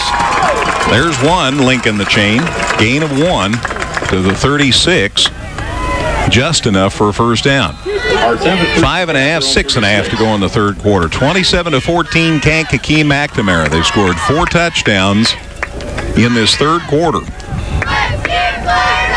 In the third quarter, 3 of them in the third quarter. After one right at the end of the first quarter. There's Logan Brown. Good to have him back. Gets it out across the 40 on first down. I'm guessing Logan said, listen, it's now or never, I want to get back out there if I can. And so the junior running back takes a carry and gets a little bit of positive yardage. To the 40, gain of 4. It's 2nd and 6. A gain of 4. Yeah, Logan's back next year. Shaq's back next year. All kinds of folks. But These seniors are hoping they're not near done. Tristan Duncan back for a couple of years. He split wide to the near side. They move Stoneburner over to help block. Here's a run up the middle. Oh, good dip of the shoulder by Brown. He's very near another first down. Yeah, Brown's the kind of runner I think can succeed a little bit more for Effingham against his defenses, which is why it's a shame that he had to miss some time with his injury. But, yeah, he's a punishing runner, and he gets another first down. To the 47, a gain of 7. So the Hearts have picked up 2 straight first downs here on this drive. Still trail 27-14. I was trying to say Mac scored right before the end of the first quarter. They have scored 3 touchdowns here in the third quarter, and they lead at 27-14. Scored on 4 straight possessions. That's definitely true. They are coming full bore right now. Fake the handoff, looking to throw. Good plant, going deep. There's Duncan. There's 2 defenders, and it is caught by Duncan. I don't know how he caught that. Caught by Tristan Duncan. What a grab. That throw was ill-advised, to say the least. But Duncan was athletic enough, good enough concentration to go get it in traffic. There were 2 guys there and 2 more coming, and he still managed to hold on. Double coverage. He still made the grab. To the 30, to the 20, to the... Still trying to figure out the line of scrimmage. I'm sorry, gang. Call it the 15. 15-yard line. Wolf up under center. Got Brown to carry. Up the gut. Good block. Still on his feet. Near the 10 before he goes down. So it was complete to the 15. That was a 38-yard gain. Thank you. And a new set of downs here, and a gain to the 10. Boy, I got the sun glaring in my face here. Yeah, it's right in our eyes now. To the 10, gain of 5, so it's 2nd and 5. 10-yard line brings up 2nd and 5. Hearts trail, but they're driving. Have it to the McNamara 10. Yeah, you can't score these 3 touchdowns all at once, but you can certainly get in the end zone and get things going back the other direction. Give your defense a chance to keep it in the game. Brown, the lone deep back in this set. Stoneburner's blocking. They run behind Stoneburner. Good run. Gets it near the 6-yard line anyway.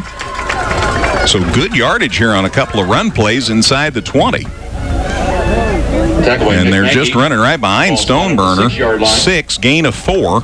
So it's 3rd and 1. 3rd and a yard. So 3rd and 1 at the 6. Boy, a touchdown here would be a huge change of momentum. Hearts down 2 touchdowns. You could still get the first down, though, and I wouldn't be surprised to see Wolf keep it and reset things right here. Good thought.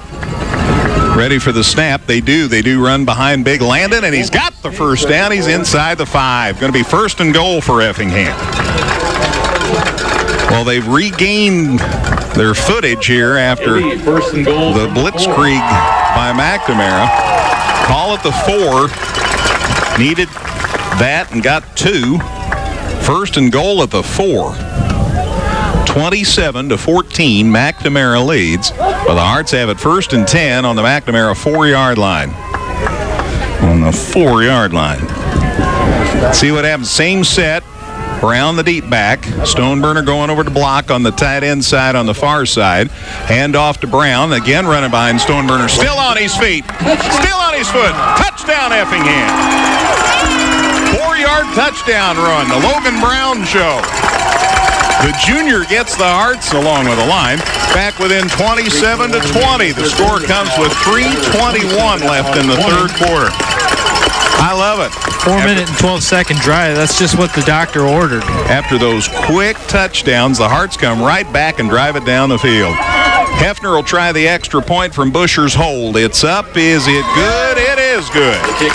27-21. The Hearts are still in the show. 3:21 to go in the third quarter. Back with a kickoff in a minute on 97.9 XFM.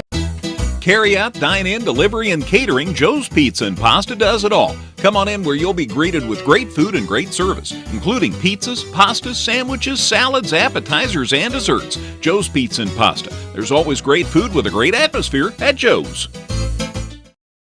Visit us 24/7 at danheck.com and check out the specials we have going on right now. No one will sell you a new Chevrolet or Toyota for less. Let us prove it to you. See you today at Dan Heck Chevrolet Toyota, South Route 45 in Effingham. Local, secure, enduring, and more convenient than ever. Washington Savings Bank is located in Effingham, Mattoon, and anywhere you are with their 24/7 virtual branch. Enjoy the conveniences of banking with all the services offered at Washington Savings Bank. Member FDIC. Effingham Express Care is here for you 7 days a week. We're open on weekends and holidays, and you never need an appointment to be seen. We offer on-site x-ray, strep and flu testing, and treatment of injuries. Don't waste your time and money in a busy ER. Come to Effingham Express Care or call 217-994-9301. Whether you're in the market to purchase a new or pre-owned vehicle, Northside Ford on North Keller Drive in Effingham will find a car that works for you. Check out their selection of cars and trucks today. All right, we're ready for the kickoff. Angel, short ender. Boy, that's a wobbly kick about the 35-yard line. Boy, the Irish are going to have great field position to start this drive. That was not very deep. And they get it out to the 45-yard line. So Effingham's going to get it 1st and 10 at the 45. You heard Scott say Nate Shackelford on the stop. 1st and 10 for the Irish at their 45, but boy, what a huge drive for Effingham. 9 plays, 74 yards, took 412, highlighted by Logan Brown's 4-yard touchdown run. Bo Hefner with the extra point. The Hearts are back within 27-21 with 3:16 to go in the third quarter. Gotta get a stop this possession. Hiller from the shotgun. There's the snap. Looking to throw. Pass caught out here by King, and he gets away from one would-be tackler. Gets away from another one. Still on his feet. Down the sidelines. He's still on his feet. He's going in for a touchdown. I mean, 6 different Effingham players had a hand on him. He shook loose of every one of them. I mean, he didn't. He stepped out of bounds. But still. I thought he was in. But still, I mean, he still had could have been brought down after not even a first down gain there. Yeah, that's the thing. The initial contact, he seems to just brush off. So it's not a touchdown. And my apologies for calling it that way. But he danced on into the end zone. He's out at the 17. Out at the 17-yard line. So 1st and 10, Hiller from the shotgun. Pitches, coming the other way. Now there's the touchdown. Misdirection to the long side of the field. Instead, they pitched the football, caught by Owen Jackson, and he takes it in for the touchdown. But there's a flag, and it's on McNamara. So again, I've got you all fired up, and there was no touchdown. Yeah, no signal from the officials, and so here's the indication. Well, they're going to walk it off first. Here you go. Walking back on the offense. 10-yard penalty from the spot. Repeat first down. They move the football out to the 25-yard line. So the penalty was at the 15, and then the 10-yard walk-off or the block in the back. Hiller from the shotgun. Looking to throw. Here come the Hearts. There's the pass. It's picked. Interception. Parker Wolf, I think, and the ball gets loose on the tackle, and I think McNamara gets it back. Recovered by the Irish. The Hearts had the pick. The ball's knocked loose. McNamara recovers it. It's Irish football. This is exactly the play that happened earlier in the game, but it was Effingham that got the ball back. How do you get a first down? This time, it ends up McNamara football. It's at the 13-yard line, 18-yard line. Boy, it is tough. 18-yard line. First down. All right, let's go, B! The Irish have the 1st and 10 at the Effingham 18. They're 18. And so they get a change of possession. Yep, change of possession, so it's 1st and 10. Hiller, handoff. King, still on his feet. In he goes for the touchdown. Tyshawn King. Again, 5 kids hitting. They can't bring him down. Tyshawn King checks in at 5'10" and 190. But he is built like a rock. If they just want to stop this game for like 2 minutes for me to get some riding, that would be fantastic. They just rapid fire a 7-second possession there, gets them back on the board again. So that blunts the momentum of that touchdown that Effingham had scored. The touchdown comes with 2:40 to go in the third quarter. And McNamara up 33-21, and they're going to kick for one. As Lade's back from Hiller's hold. Long time taken here. There's the snap, the placement, the kick's up. Looks good to me, and the officials agree. Kick by Preston. So it's 34-21. Kankakee Mac. 2:40 to go, third quarter. Back with the kickoff in a minute on 97.9 XFM. Carry out, dine in, delivery, and catering, Joe's Pizza and Pasta does it all. Come on in where you'll be greeted with great food and great service, including pizzas, pastas, sandwiches, salads, appetizers, and desserts. Joe's Pizza and Pasta. There's always great food with a great atmosphere at Joe's. Visit us 24/7 at danheck.com and check out the specials we have going on right now. No one will sell you a new Chevrolet or Toyota for less. Let us prove it to you. See you today at Dan Heck Chevrolet Toyota, South Route 45 in Effingham. Local, secure, enduring, and more convenient than ever. Washington Savings Bank is located in Effingham, Mattoon, and anywhere you are with their 24/7 virtual branch. Enjoy the conveniences of banking with all the services offered at Washington Savings Bank. Member FDIC. Effingham Express Care is here for you 7 days a week. We're open on weekends and holidays, and you never need an appointment to be seen. We offer on-site x-ray, strep and flu testing, and treatment of injuries. Don't waste your time and money in a busy ER. Come to Effingham Express Care or call 217-994-9301. Whether you're in the market to purchase a new or pre-owned vehicle, Northside Ford on North Keller Drive in Effingham will find a car that works for you. Check out their selection of cars and trucks today. Not a little crazy there. I'm still double checking with Dustin. He keeps 9,000 things. I keep one thing, and got a little jumbled up there. Let's see what happens here for the Hearts. Got a new set of downs out at the 37-yard line. It's 1st and 10. This could be the last play of the third quarter. Looking to throw. Wolf pass caught. Grab out here. And the flats out near the 45-yard line. Good grab by Colin Wayman. So a new country heard from. And Hearts get a bunch on first down. Gain to the 44 from the 36, the 44. Gain of 8 at 2nd and 2. And maybe they will get one more play in here in the third quarter. That was nice. Boy, Colin had a lot of space out there. 6 different receiver that has caught a pass for Effingham. Duncan is the only guy who's caught more than one. He has 5 receptions, but that's actually 7 different receivers now for Effingham that have caught a pass. I think we're just going to let the clock wind down to the end of the third quarter. So, third period in the books. It was not a good one for Effingham. After 3 in 4A football third round playoff action at Effingham. It's Kankakee McNamara 34, Effingham 21 on 97.9 XFM. Skip the fancy coffee 3 days a week. Pack your lunch for work. Lower your cable bill. Small steps like these can have a big impact on your family's future by helping you save money to purchase a Country Financial life insurance policy. Life insurance doesn't have to be a difficult topic. When you're ready to start, call Tammy Douthit at 347-5313 because she's ready to help you. Life insurance policy issued by Country Life Insurance Company and Country Investors Life Assurance Company, Bloomington, Illinois. For cost and complete coverage details, contact a representative. There are so many things you need to worry about doing when going away to college, but switching your bank account should not be one of them. With Diedrich Bank's Get Green checking account, you can use any ATM and we will refund your fees up to $30 in a monthly cycle. Not to mention, with our mobile app, you can deposit a check or transfer money using your smartphone. That means you can get cash and deposit a check anywhere your education may take you. Diedrich Bank. Live for today, bank for tomorrow. Member FDIC, Equal Housing Lender. Must meet qualifications to receive rewards. Visit diedrichbank.com for more details. Thank you. All right, I'm trying to get my stats redone. McNamara scored so quickly. So that was a 66-yard pass to Gerberding. That's right on that. Yeah, third quarter, 11:31 to go. Gerberding with a 66-yard catch. The point after was no good. And then they followed that with a Tyshawn King 6-yard run for touchdown. He also ran that in for 2 points at the 8:41 mark in the third quarter. So very good. So we're getting it all together here. I need to invert those two, and then I'm good. Good, very good. Thank you. All right, play back in motion here as we start the fourth quarter. And Ballman took the handoff.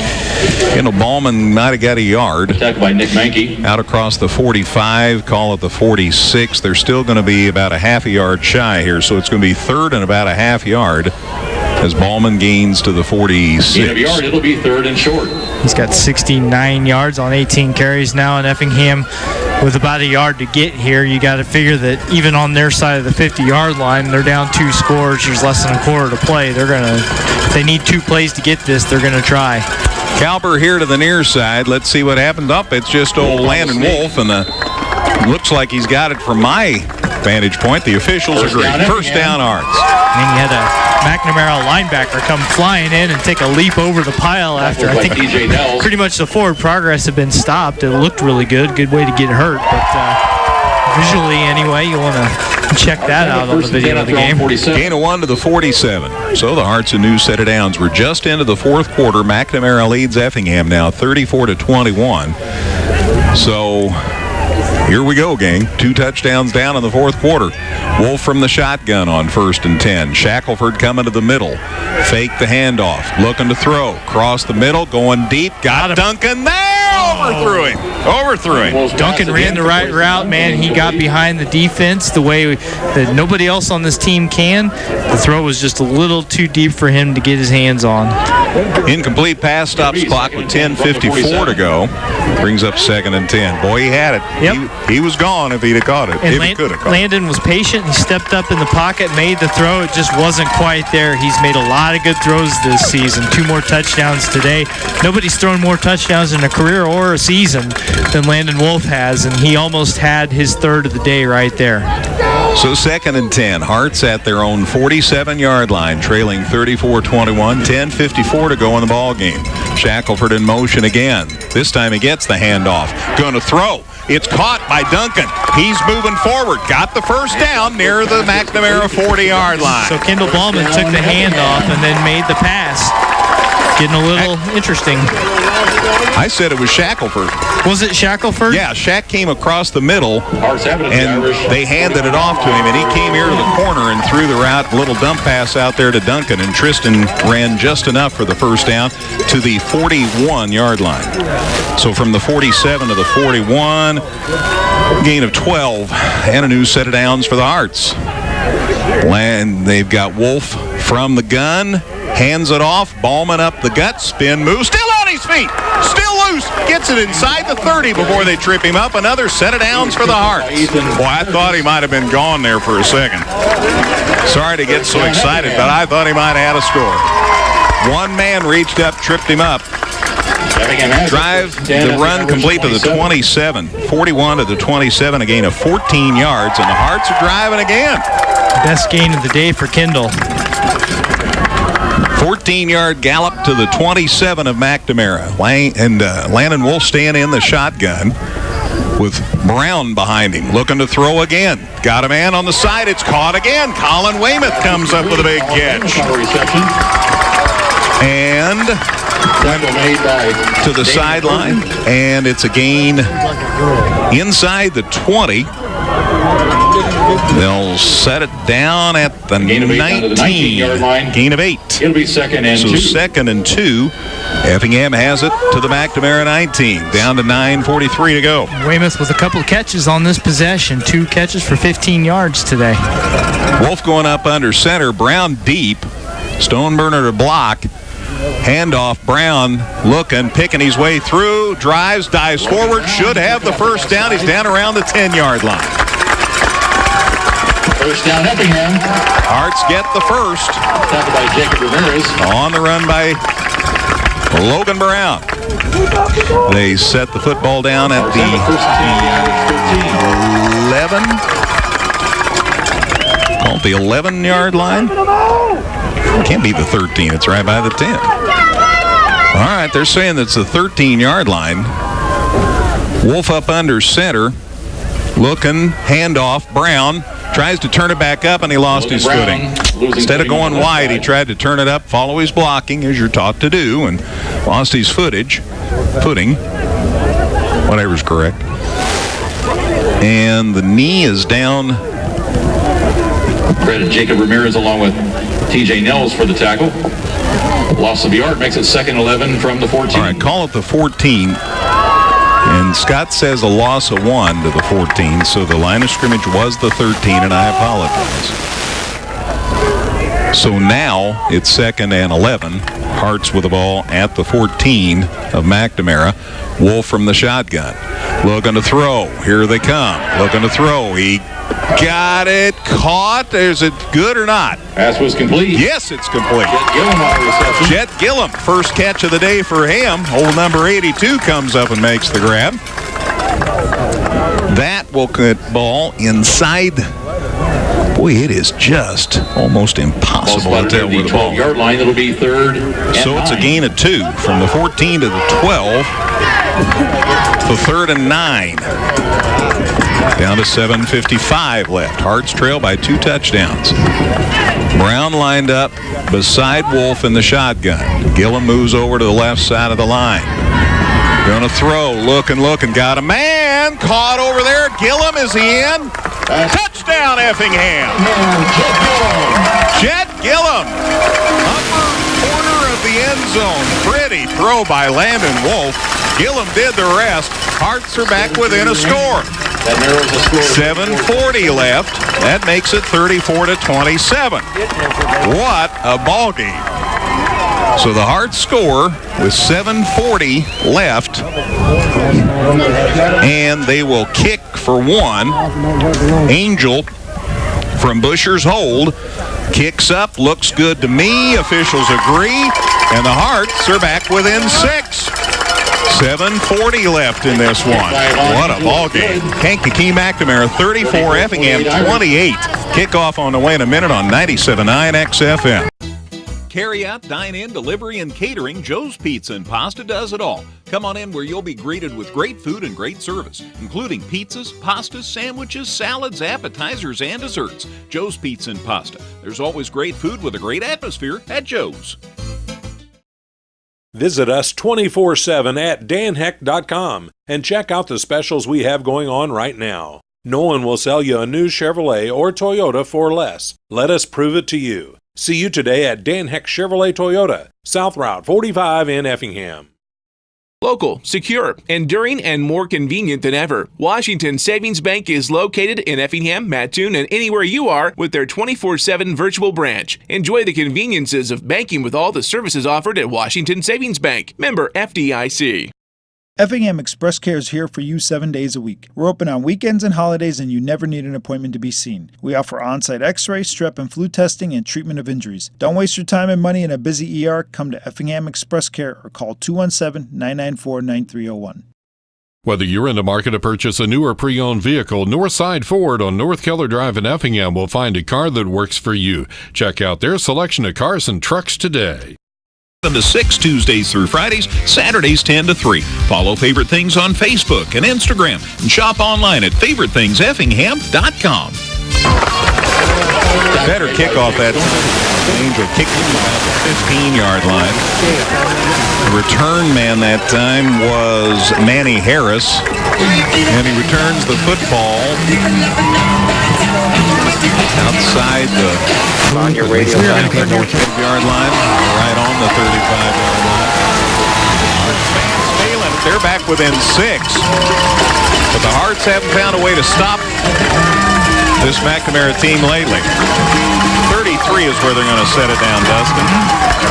First and 10 for McNamara at their 33. 34-28, McNamara leads Effingham here at Effingham. Hiller from the shotgun on first and 10. Looking to throw. Rolls to the far side. Hearts stuff it. There's Gage Franklin coming up big with a tackle. Gage Franklin. They finally blew the whistle. Big stop by Franklin on first and 10. Effingham's going to have to bring it consistently here and come up with a big stand here. This is as huge a possession as they've had all season. Loss of 5, Dustin, back to the 28. It's 2nd and 15. Of course, if you're McNamara now, you're going to take your sweet time on every play. 7 minutes left. 34-28, Kankakee McNamara. Going to take some big defensive plays here. Hearts have to get a stop. Man in motion. There's the snap. They hand it up the gut. Need to get Jackson back there. Have him down for a loss. 2 big defensive plays by the Hearts in a row. Owen Jackson was looking for some room, and down he went. Oh, I'm sorry, I said Owen Jackson. I'm so used to him being a receiver. Lost 6. Yeah, sorry, back to the 22. So it's 3rd and 21. Boy, you just got to guard it. Where's King? Here we go, 3rd and 22. There's the snap.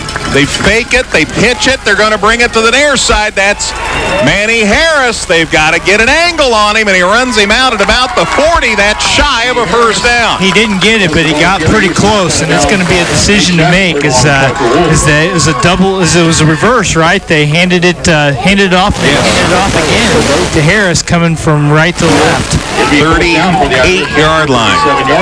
38. They need to get to the 42 for a first down. So it's 4th and 4. 4th and 4. We're down to 5:50 to go. Now the ball's down. Now let's see what happens here. 4th down, gang. Long 4 from the shotgun. Hiller and the Hearts jumped. The Hearts line jumped.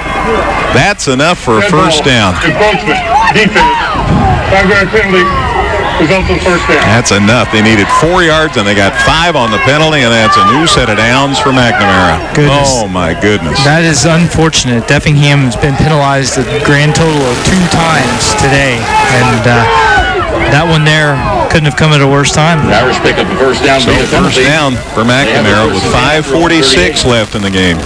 It all comes down to that last play, though. If you hold them to even 2 fewer yards, then that penalty doesn't necessarily kill you. But you got just close enough to the first down that they were able to draw Effingham into the neutral zone and pick up the first down on the penalty. All right, the ball's at the 43. 1st and 10. Handoff up the gut. That's King, and down he goes. Might have got out to the 45. Hart stayed home. Nice job gang tackling that time. It's when he gets on the outside that he's so dangerous. Well, and really, mostly whenever he catches passes, gets himself some space. He hasn't run the ball. He's had a couple of touchdown runs, but no big long gainers except for 118-yarder. He only had 55 yards rushing last week. Of course, Hiller threw for 6 touchdown passes against Murfreesboro. Gain of 3 to the 46 at 2nd and 7. And the clock's down to 5:10. Hearts trail 34-28. Hiller up under center this time. Snap, handoff, coming to the near side, punishes a couple of people. Is he still on his feet? Finally he goes down. I mean, so much admiration for this kid. I have no idea how he does it, because I would be in the fetal position after any one of these initial hits he's taken, and he just sheds them and keeps going. I'm telling you, Hearts are hitting him hard. The defense is hitting him hard. Gain to the 49. Presented by Progressive Insurance. Learning about Third and 4, Hart defense. Dan, make another good stop. Your key to the race. 4:30 to go in. Eva. Hiller goes to the gun here. Long count, there's the snap, low snap. He throws it out here, and it's caught. And the run after the catch is good for a first down to the Effingham 45-yard line.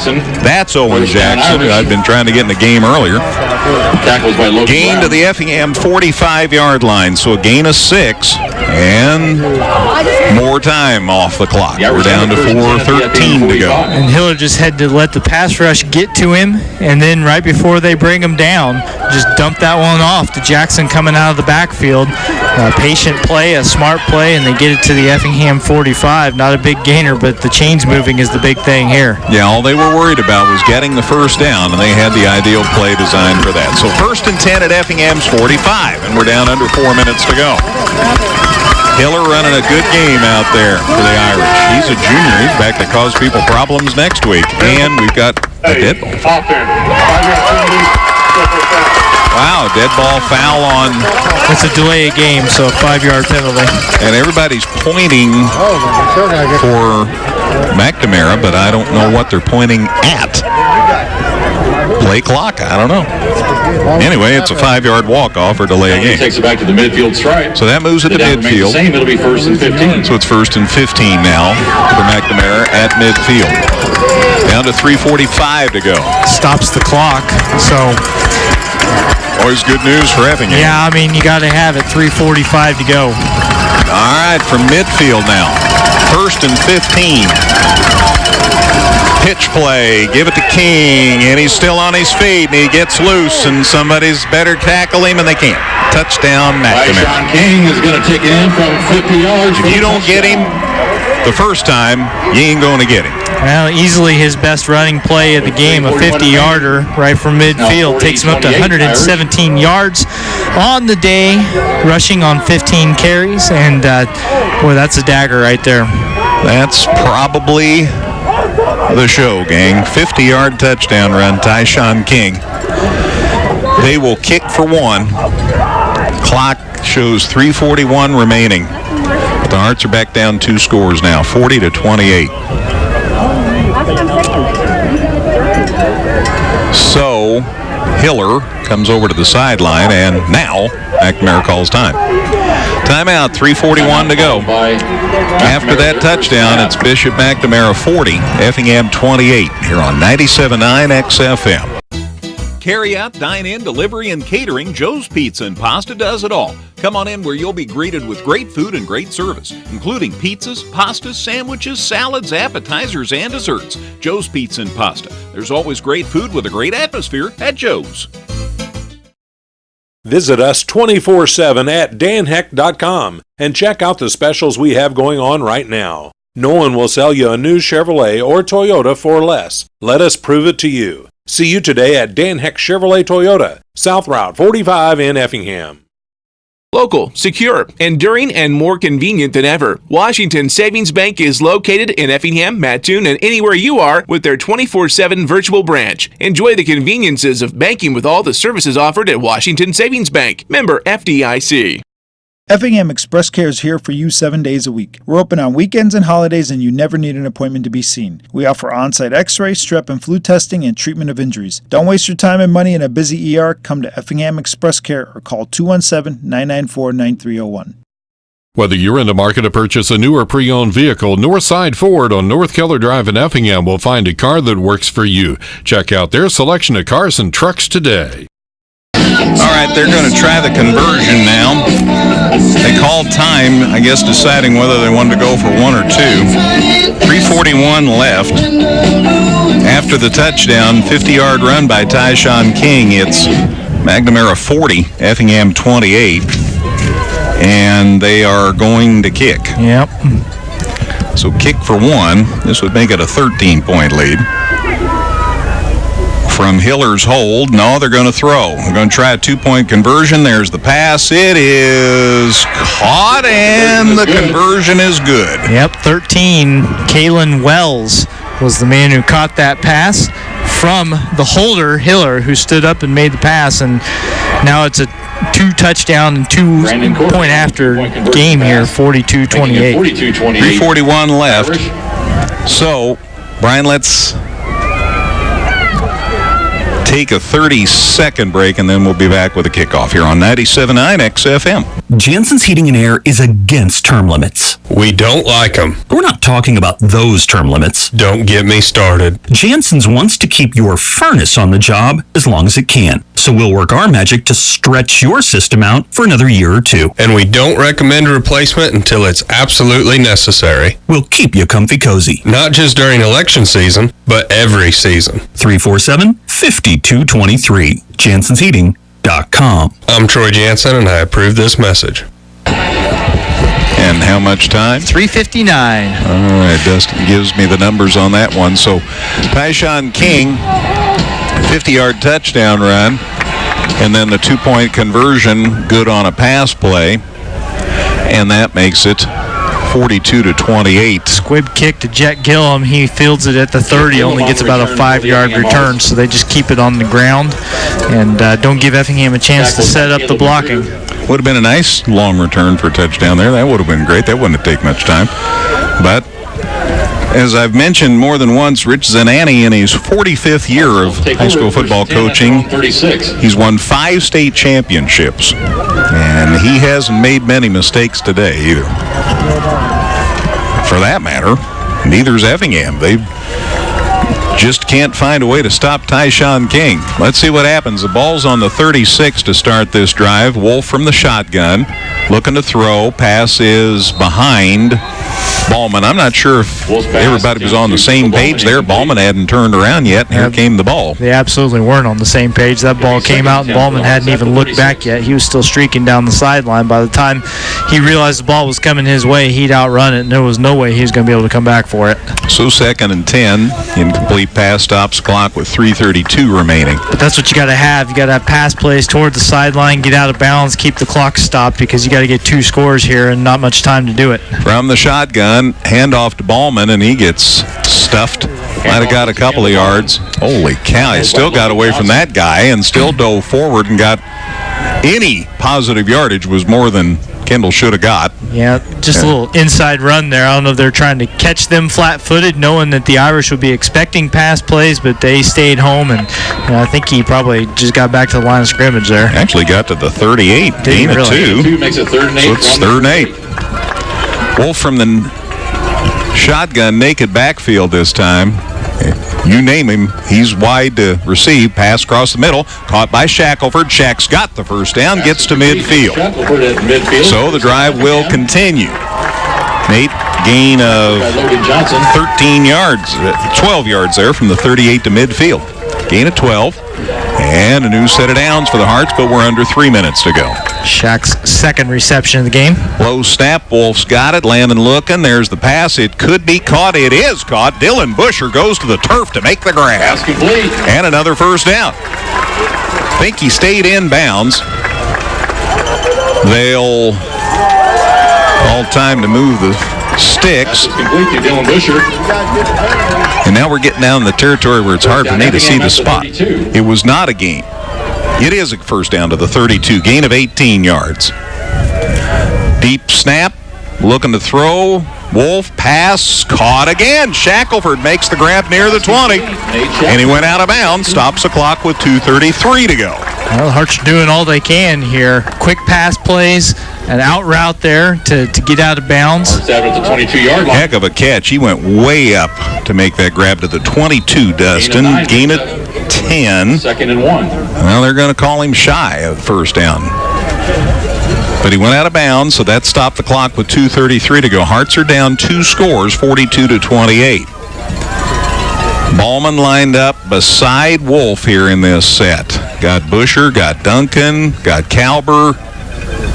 Send Busher across the middle. Wolf looking to throw, steps up. Now he's on the run. Gets out of bounds safely. Got tripped up just as he went out of bounds. Should have got enough for the first down. Andrew Steppes. I'm going to depend on the spot, obviously. But we always say that. And did he get it? No. 3rd down. You gave them a yard, you won't give up. 3rd down. No gain. Still 1 to go. It's 3rd and 1.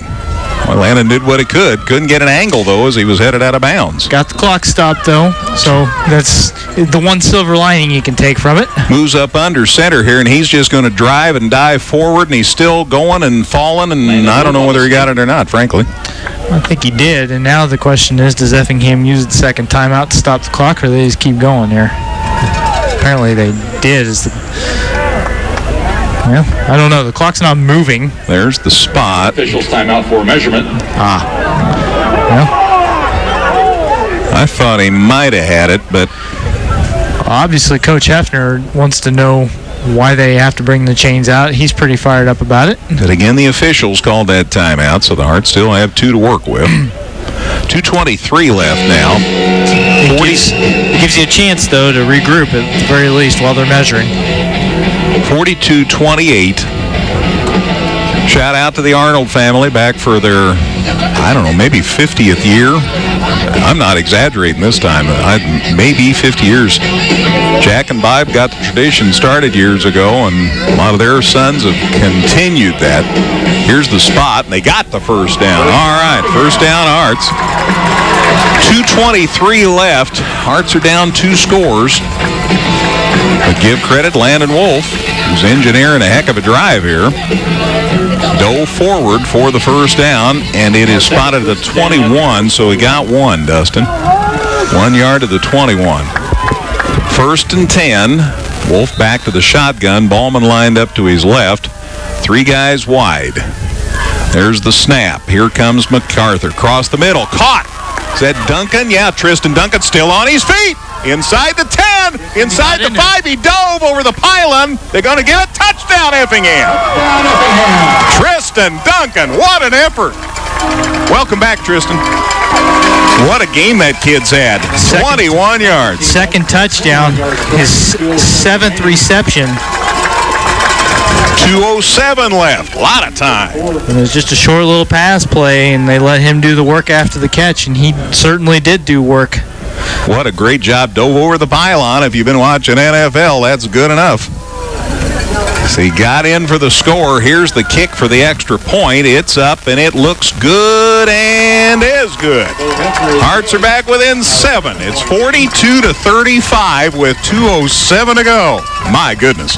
Kickoff on the way in a minute on 97.9 XFM. Carry out, dine in, delivery, and catering, Joe's Pizza and Pasta does it all. Come on in where you'll be greeted with great food and great service, including pizzas, pastas, sandwiches, salads, appetizers, and desserts. Joe's Pizza and Pasta. There's always great food with a great atmosphere at Joe's. Visit us 24/7 at danheck.com and check out the specials we have going on right now. No one will sell you a new Chevrolet or Toyota for less. Let us prove it to you. See you today at Dan Heck Chevrolet Toyota, South Route 45 in Effingham. Local, secure, enduring, and more convenient than ever. Washington Savings Bank is located in Effingham, Mattoon, and anywhere you are with their 24/7 virtual branch. Enjoy the conveniences of banking with all the services offered at Washington Savings Bank. Member FDIC. Effingham Express Care is here for you 7 days a week. We're open on weekends and holidays, and you never need an appointment to be seen. We offer on-site x-ray, strep and flu testing, and treatment of injuries. Don't waste your time and money in a busy ER. Come to Effingham Express Care or call 217-994-9301. Whether you're in the market to purchase a new or pre-owned vehicle, Northside Ford on North Keller Drive in Effingham will find a car that works for you. Check out their selection of cars and trucks today. This is the Glenwood Assisted Living Postgame Show. The Glenwood Assisted Living, where the only things you leave behind are worries. We're back at Klosterman Field, and let's hear Scott Mosier. We'd like to ask the captains of the Effingham Hearts to please come to the 50-yard line as Effingham Principal Mr. Kurt Roberts presents the IHSA 4A quarterfinal plaque to the team.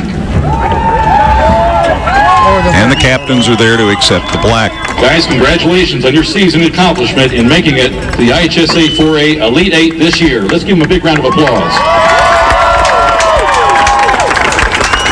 It's been our pleasure, Dustin and me, to take them along, go along for the ride. Wow. Yeah, Mr. Roberts makes the presentation, and everybody wishing each other the best of success. McNamara kids, obviously, more excited right now than the Hearts, but Hearts going to take a knee, and Coach Hefner will share with them his thoughts here in the aftermath of the loss here in the quarterfinals of the Class 4A state football playoffs. Again, the final score was Kankakee McNamara 42, Effingham 35. All right, let's get started. But McNamara, about 30 seconds later, scored again. They got the ball at the 18, and King rolled in from the 18-yard line. 7-second drive, one play. Kick was good, 2:40 to go in the third, and McNamara had the 2-touchdown lead again, 34-21. A wild and woolly third quarter. And really not all the third quarter, just a couple of minutes there in that third quarter really changed the complexion of the football game. But the Hearts still didn't quit. 7:40 to go in the fourth quarter. They staged a 13-play, 78-yard drive. Took 7 minutes. Jet Gillum, big catch in the corner of the end zone, 12 yards out. Angel kicked the extra point, and the Hearts were back within 34-28. McNamara scored one more time. That came with 3:41 to go in the game. The end of a 7-play, 67-yard drive took 3:59 to go, and that pretty much was the show because Tyshawn King, who put on quite a show today, took it from the midfield stripe. 50-yard run for a touchdown. Pass play for 2 was good, and McNamara was up 42-28. Hearts weren't done. 2:07 to go. They stage an 8-play, 64-yard drive. Took a minute 34. A pretty run after the catch by Tristan Duncan from 21 yards out to score, again with 2:07 remaining, a minute 34-yard drive. Quick and efficient. Kick was good. Hearts were back within 42-35, but that time McNamara got the onside kick, managed to get a first down or two, and that was the show. Final score here, Bishop McNamara 42, Effingham 35. What a ball game. And how appropriate that this late in the season that it would be such a ball game. Good job by the Hearts, and they were in it right till the end. Dustin's working on a mile of stats. Brian is finally going to get a chance to give us scores, and of course the interview with Coach Brad Hefner. All that coming up as we continue the postgame show here on 97.9 XFM. Carry out, dine-in, delivery, and catering, Joe's Pizza and Pasta does it all. Come on in where you'll be greeted with great food and great service, including pizzas, pastas, sandwiches, salads, appetizers, and desserts. Joe's Pizza and Pasta. There's always great food with a great atmosphere at Joe's. Visit us 24/7 at danheck.com and check out the specials we have going on right now. No one will sell you a new Chevrolet or Toyota for less. Let us prove it to you. See you today at Dan Heck Chevrolet Toyota, South Route 45 in Effingham. Local, secure, enduring, and more convenient than ever. Washington Savings Bank is located in Effingham, Mattoon, and anywhere you are with their 24/7 virtual branch. Enjoy the conveniences of banking with all the services offered at Washington Savings Bank. Member FDIC. Effingham Express Care is here for you 7 days a week. We're open on weekends and holidays, and you never need an appointment to be seen. We offer on-site x-ray, strep and flu testing, and treatment of injuries. Don't waste your time and money in a busy ER. Come to Effingham Express Care or call 217-994-9301. Whether you're in the market to purchase a new or pre-owned vehicle, Northside Ford on North Keller Drive in Effingham will find a car that works for you. Check out their selection of cars and trucks today. We're back at Klosterman Field. Final score again. Bishop McNamara, Kankakee McNamara 42, Effingham 35. Hearts wrap up their season with their first loss in 10 games, 9-3. Lost their first two, lost their last one. A lot of happiness in between, and a lot of happiness this afternoon. And Dustin's going to have some very interesting numbers on this one. Dustin? Yeah, Greg, Effingham, after outgaining McNamara a little bit in the first half, they were outgained 294 to 224 in that second half. Not surprising given the scoring disparity. And Kankakee McNamara outgained Effingham 437 to 413 for the game. The Irish 47 plays, 437 yards of total offense. Effingham 66 plays, so they had the ball quite a bit more, 413 yards of offense. Hearts just never able to break it open in the running game. 42 rushing plays today for 108 yards. That's a 2.6-yard average. One of their 5 touchdowns this afternoon coming on the ground for McNamara. 30 running plays, 159 yards. That's a 5.3-yard average, and all three of their rushing touchdowns came in the second half. The Irish really busted it open running the ball in the second half. 16 running plays after halftime for 125 yards and 3 scores. That's almost 8 yards per carry. Passing kept the Hearts in the game. They put the ball in the air 24 times this afternoon, completed 19, had just 1 intercepted, 305 yards, and 4 touchdowns through the air for the Hearts. McNamara, 17 pass attempts today, 9 of them successful, 1 intercepted, 278 yards, and 3 scores for them. So they scored 3 times through the air, 3 times on the ground. Effingham's touchdowns, 4 in the passing game, 1 on the ground. As far as turnovers go, Effingham gave it away 4 times today, including 3 fumbles, all of which were lost. They were also intercepted once. McNamara, they had 2 turnovers today.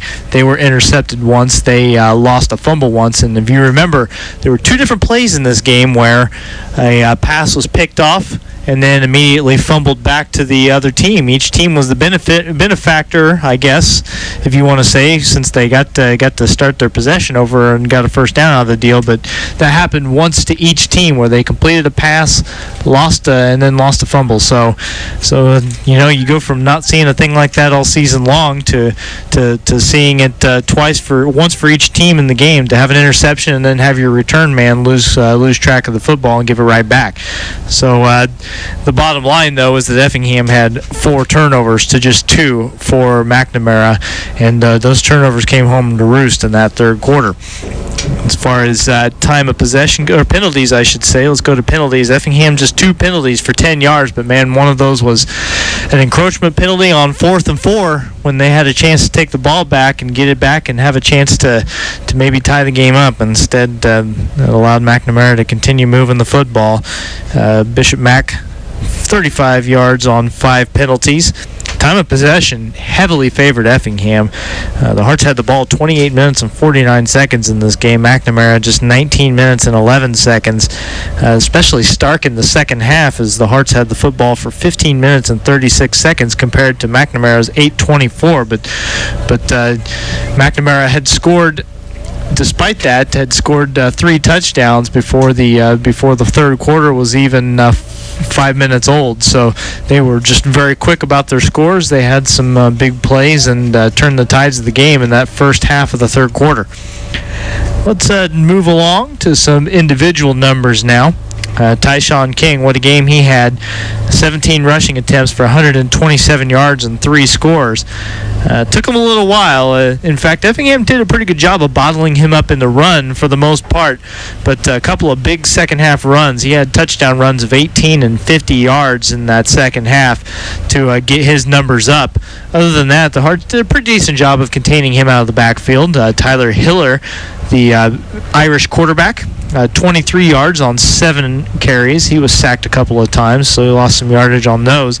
Owen Jackson, 3 carries for 2 yards, and Manny Harris, he had 3 rushes for a grand total of 7 yards, and even that's a little misleading. He had a 15-yarder. He was hit for a couple of losses, but then had a 15-yarder that set up that 4th and 4 penalty that I mentioned just a minute ago. As far as the passing game goes, Tyler Hiller, fresh off that 6-touchdown game he had last week against Murfreesboro, they didn't call upon him to do quite as much, but he was still 8 for 16, 2 touchdowns against 1 interception, 233 yards through the air. And then Peyton Gerberding, just for good measure, he threw a touchdown pass in this game as well, a little bit of a trick play. His only pass attempt of the game was a 45-yard score. Tyshawn King was the favorite receiver for the Irish passing game. He had 4 receptions for 136 yards, and his 4th touchdown of the game came through the air. That was a 38-yard reception. Actually, that would have been his first touchdown of the game, but 4th touchdown as far as what I'm listing in the stat sheet. But he had 4 catches for 136 yards and a score. And then Wilson Netherton, 2 receptions for 56 yards, including a 45-yard touchdown catch from Gerberding. And then Gerberding also had a 66-yard touchdown catch. So he threw a touchdown on his only pass of the game. He caught a touchdown on his only catch of the game. That was a 66-yarder. Manny Harris, a 14-yard reception, and Owen Jackson caught 1 pass this afternoon for 6 yards. McNamara punted the ball twice today. Gerberding was one of them. He punted a 36-yarder. And then Tyler Hiller, the quarterback, actually quick kicked one that rolled pretty well, a 39-yarder. And then you had Harris with 3 kick returns for 48 yards. Caleb Smith had an 11-yarder. 21, Damian Thornton had a 10-yard reception or kick return. And then Owen Jackson just fell on the onside kick for the Irish as they move on to the state semifinals with the victory. As far as Effingham goes, Kendall Ballman, 85 yards on 20 carries today. A lot of tough running for him. aside from a 13-yarder and a 14-yarder, just a lot of hard-earned yardage for him. But he was able to rack up 85 yards on his 20 carries. Logan Brown, he missed a significant number of offensive snaps in this game due to an injury he suffered early in the game. But he came back strong in the second half and led Effingham on a march to a touchdown. He ended up with 45 yards on 10 carries, including a 4-yard touchdown run, Effingham's only rushing touchdown of the afternoon. Landon Wolf, he took the ball 10 times today. He was sacked 4 times, so that's why he's at negative 28 yards. But if you take out the 37 that he lost on those sacks, he gained 9 yards on his 6 running plays today. And then Nate Shackelford, he had 2 carries for a total of 6 yards. As far as the passing and receiving go, 8 different Effingham receivers caught passes from Landon Wolf and Nate Shackelford. Wolf, 18 of 23 for 293 yards and 4 touchdowns. He was intercepted once, so 4 touchdowns and an interception on an 18 for 23 game for Wolf. 293 yards. He completed the last 4 passes he threw and 7 of the last 8, as the Hearts had to, go exclusively to the pass game, playing from behind in that second half. And despite that, his 1 pick came in the first half. So even when this McNamara defense knew that Effingham was going to have to air it out, Landon did a great job, and Shackelford completed a pass down the stretch as well for 12 yards. That was his only throw of the game. And their favorite receiver today was Tristan Duncan, back with a vengeance. He's been out with an elbow injury for a month, Greg, and he caught 7 passes today for 155 yards and 2 touchdowns. Caught a 40-yard pass to get the tone set for Effingham and make sure that McNamara realized they were in for maybe a little longer day than anybody thought, and followed that up with a 22-yard touchdown catch, and then he rounded out his day with a 21-yard touchdown reception. A lot of yards after the catch on that one. Really, he caught that ball in the middle of the field and just wove his way to the right front corner of the end zone and was able to dive across. Really looking forward to a couple more years of seeing Tristan Duncan play. The deep threat that Effingham was missing down the stretch, he can get behind the defense. But lots of other guys caught passes.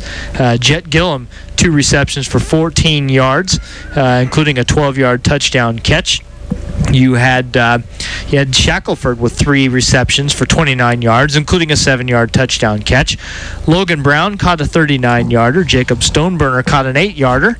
Dylan Busher, 2 catches for 36 yards. In fact, Dylan Busher, wearing jersey number 18, had 2 receptions for 18 yards apiece. So that means nothing other than it's kind of a nice coincidence. And Cameron Calbert, he had 1 reception for 9 yards.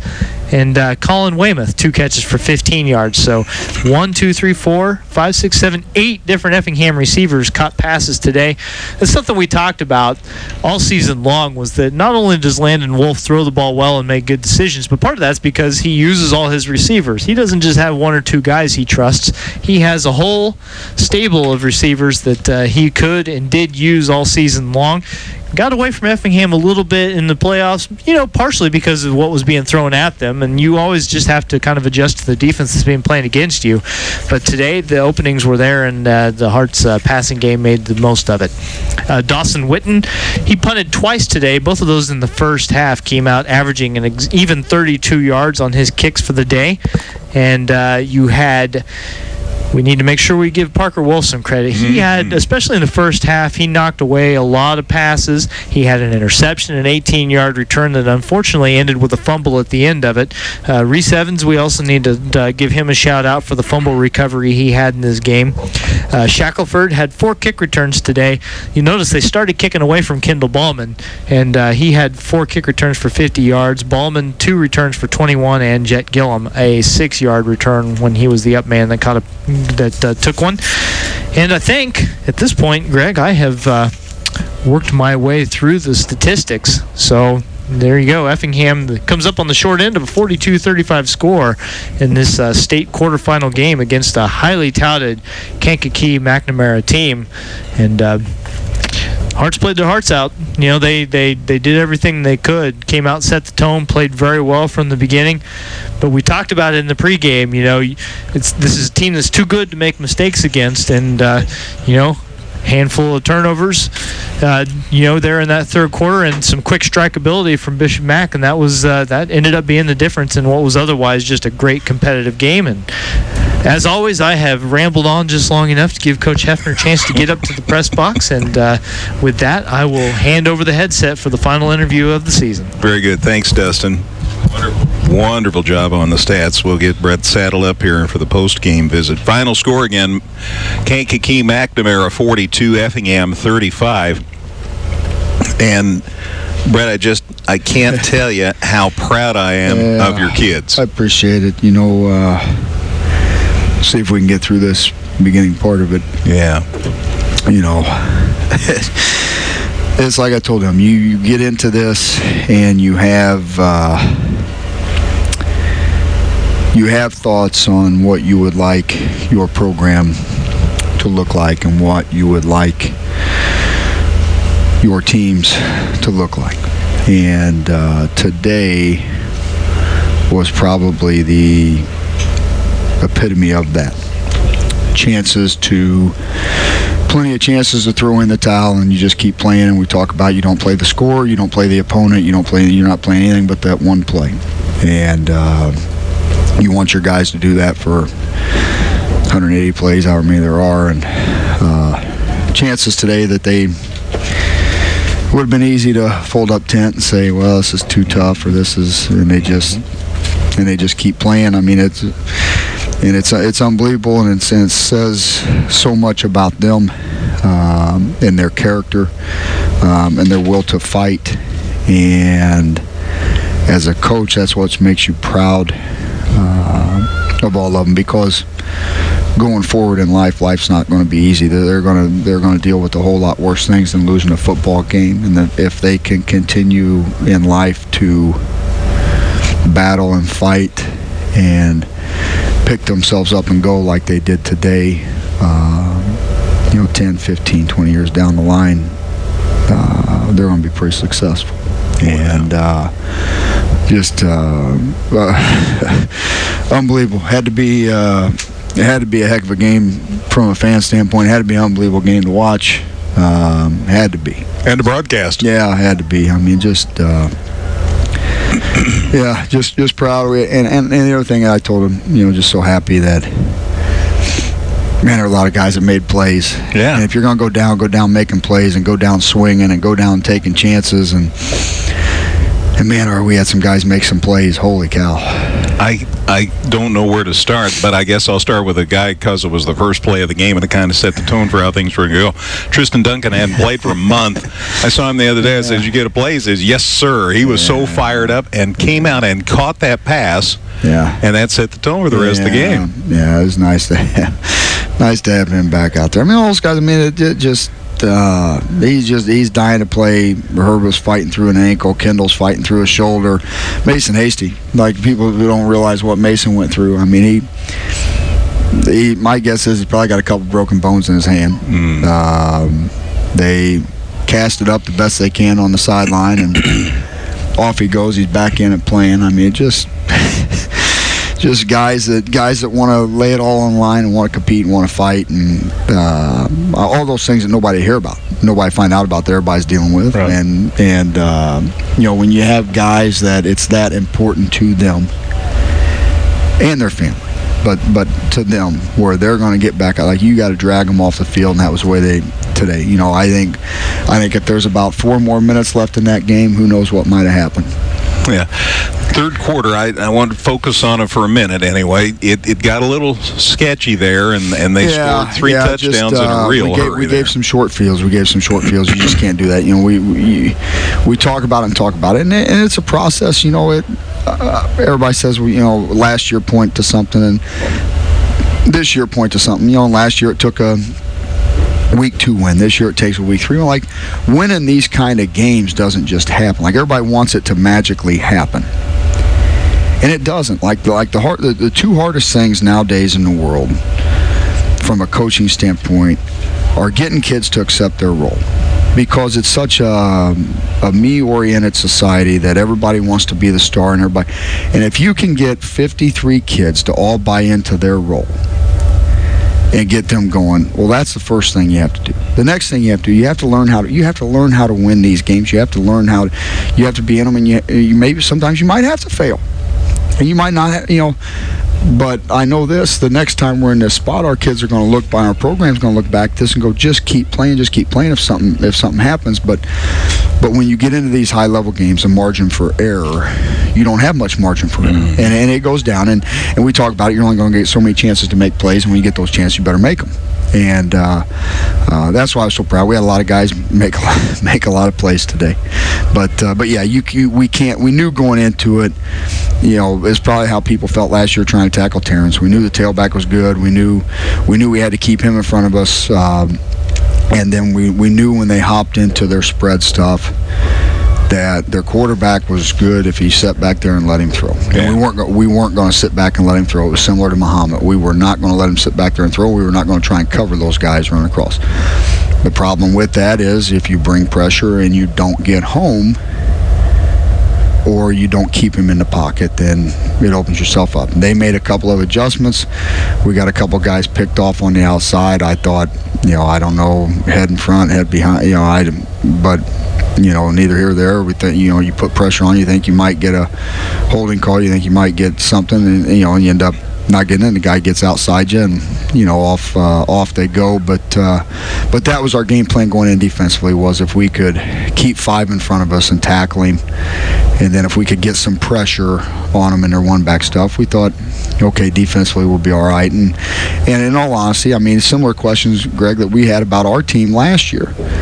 I don't know if they played 4 quarters after week 4, and so we thought, they hadn't seen, somebody come right at them. They hadn't seen, and we thought, okay, well, if we can make them play, and they were playing a lot of guys both ways, and that's why I think, another 4 minutes, another 5 minutes on that clock, and who knows what might have happened.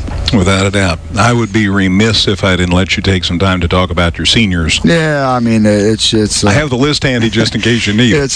It's an unbelievable group. Numerical order. Noah Allen. Noah was able to play some for us at wide receiver and play some on special teams, and wide receiver this year is a pretty jammed up spot, and but super proud of him and glad he was able to contribute this year. Kendall. Where do you start? Yeah, you can't start. You can't. Probably one of the smartest football players I've ever coached. Pound for pound, probably one of the toughest ones. Landon. Unbelievable job by him today. Just throwing the ball and him making plays and just keeping and making plays and the records that he's set, and what he's done for us as a leader of our program for 3 years. Dylan had a outstanding year for us, receiver, punt returner. Same thing.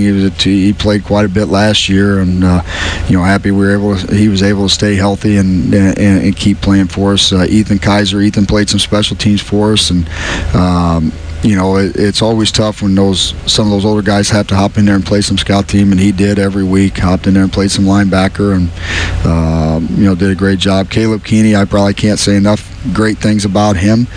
He's a young man that never played defensive end before in his life, and just whatever you need, just get down there and play. Unbelievable motor, unbelievable character kid.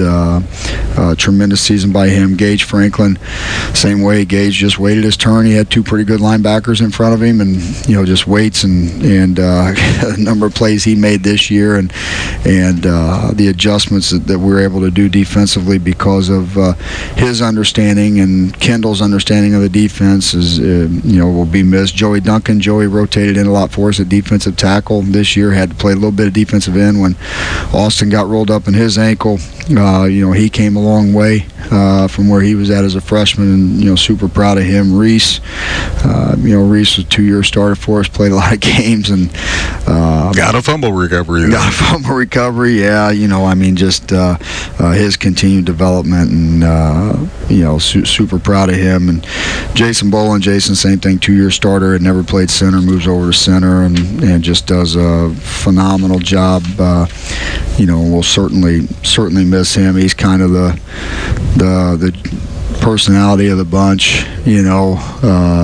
Evan Evans, same thing. Evan played a little bit of D tackle for us this year. Did a lot of work on scout team. Was a backup lineman, and again, when for those older guys to be willing to do that and willing to go in there and practice, and they're trying to make themselves better, but they're also trying to make their team better. It says a lot about those guys, especially when they're seniors. And then Matthew Heights, Matthew.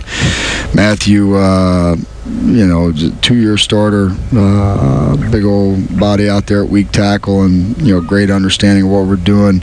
A lot of the military stuff is with him and his family, the flags and the banners, and he's had a heck of a 2 years starting football for us in a lot of games. Man, just a group that.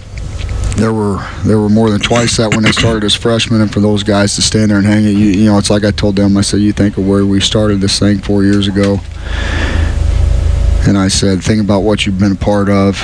We were 4-5, 3-6, and all of a sudden, bang, you're part of a state-ranked conference championship team, and then all of a sudden this year, I'm like, you're an onside kick away from being a 2-minute drill to go to the semis. Like, that's.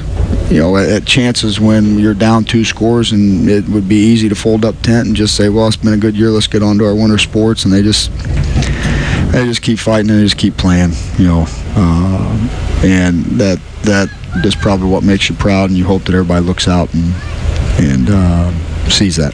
Yeah. 3 times in Effingham's history, in the years since we've had the playoffs in the late 70s, that Effingham's made it to the 3rd time. Maybe it'll be years before we can really put that in some sort of perspective, how special this season was. Yeah, and I think you're right, and I think, nobody expected it. I mean, everybody says, surprise. We'll rally the troops, and, nobody expects it. But that's why you play. I mean, I think I've learned that you can't discount years in the system. You can't discount guys being a part of something like last year that was special, and it leaves them wanting more, and you just can't discount that.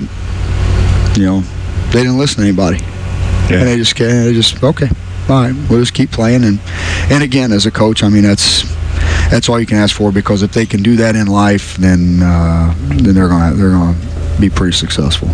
Got a lot of excitement about next year too, but I know you want to keep the focus on this year's bunch. Yeah. We'll sort all that out and worry about that. We'll let these guys get onto their winter sports, and hopefully they're out there competing, and whether it's basketball or wrestling, whatever it may be, and go compete there, and then track or baseball in the spring, and then we'll start to slowly put the pieces together for next year. But you and I talk a lot, and no such thing as a bad win, and you're right. This season it's been a long one, been an exhausting one, but an unbelievable group of young men that I can't say enough good things about, that probably made me as proud in 24 years as I've ever been today, with just the way they competed and the way they went toe-to-toe with somebody they weren't even supposed to be on the field with. As somebody from probably nobody up in that part of the state knew anything about. And I bet they do now. I'll bet they do now. Congratulations. Thanks, Greg. Appreciate Thanks, Brett. Yep. Tell you, it's always a pleasure. Thank you for coming up and being our guest. Hearts coach Brett Hefner.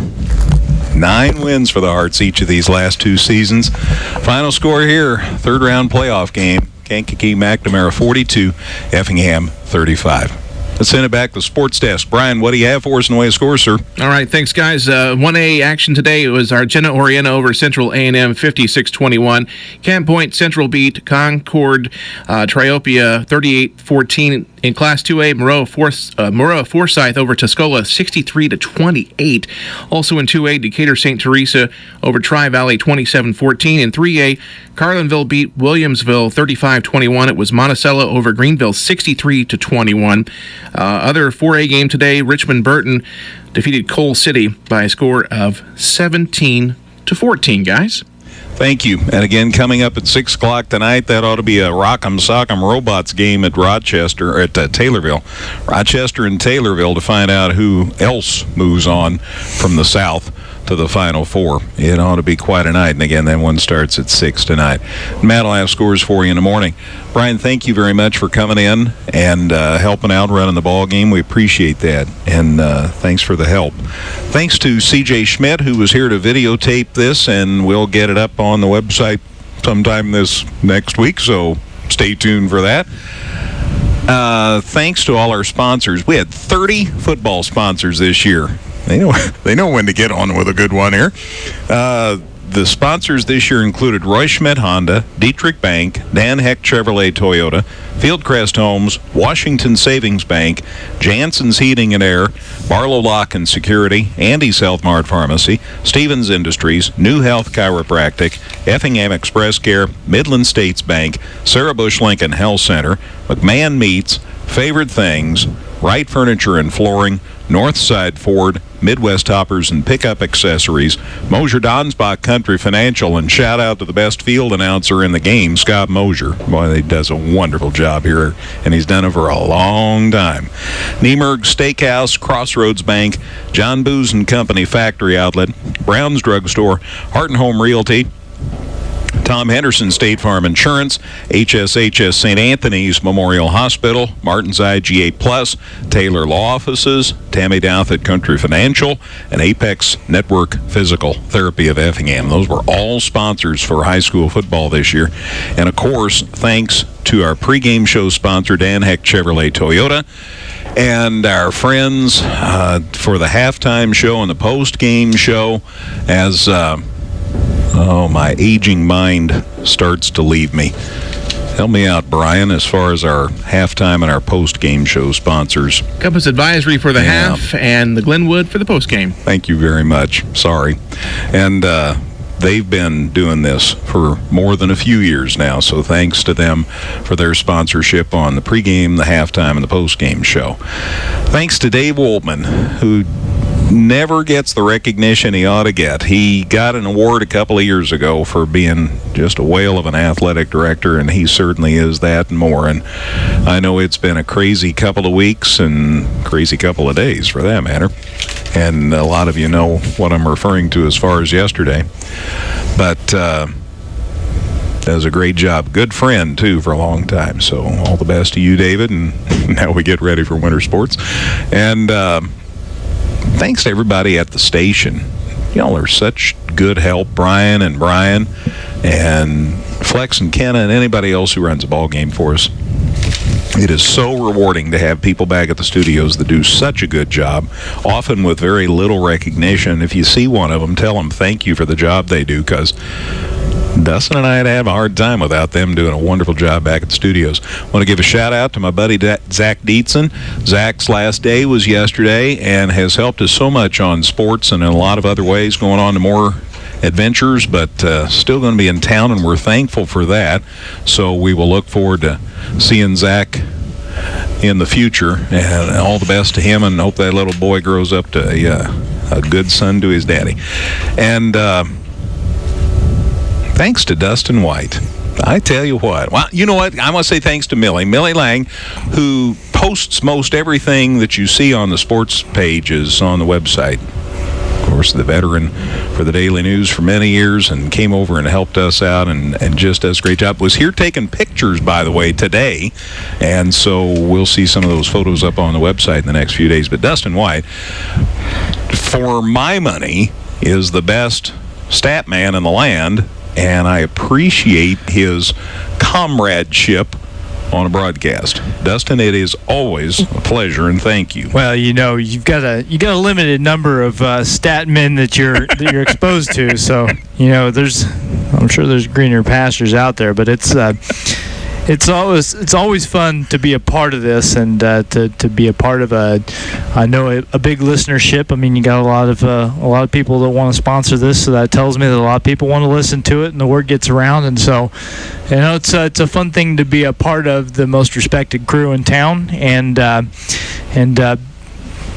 it's been a fun 8 years, I think, something like that, and to get a chance to call third-round playoff game that hasn't happened since I was not even 4 years old. I've gotten a chance to do a lot of cool games at a lot of cool places since I've been associated with you guys, and you can put this one right near the top of the list. Didn't go our way, but a fun game to broadcast. And let me tell you something, there were people across the state that were already talking about Rochester versus Bishop McNamara. They weren't even giving this game any thought, and this is exactly why you play the games, because the hearts were game, and it was so much fun to see them go out there and get that first punch in. And they may not have landed enough punches to win the fight, but it certainly went a few more rounds than anybody expected. Without a doubt. That's Dustin White. For him and for Brian and for CJ and for everybody else on the crew, I'm Greg Sapp.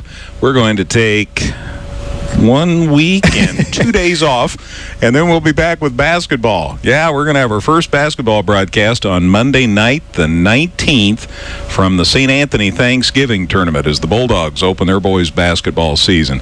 Hearts will start the next night. They'll both play Wednesday night. I've done this before. They play each other on Friday night, and then they'll both play on Saturday night. So we get it started right. We've got about 7 games that first week, so we're ready to delve right into high school basketball. Boy, we've got some great girls teams. Had Meet the Lady Hearts out here last night. They are going to be a load. It's going to be a great basketball season, so we'll look forward to seeing there. And shout out to Brian McMillan and the wrestling team here at Effingham. They are having a great uplift this last couple of years, and I'm excited to see what they do too. So regardless of whatever sport you're in, I hope it's a successful time for you. So again, for all these people, I'm Greg Sapp. Final score again in the quarterfinals of the Class 4A State Football Championships. Kankakee McNamara 42, Effingham 35. Be safe out there. I'm Greg Sapp. Have a great evening. Thanks for listening. This has been a production of Premier Broadcasting Incorporated. Broadcasting live on the air and on the web. It's Effingham's very own 97.9 XFM. WXEF Effingham.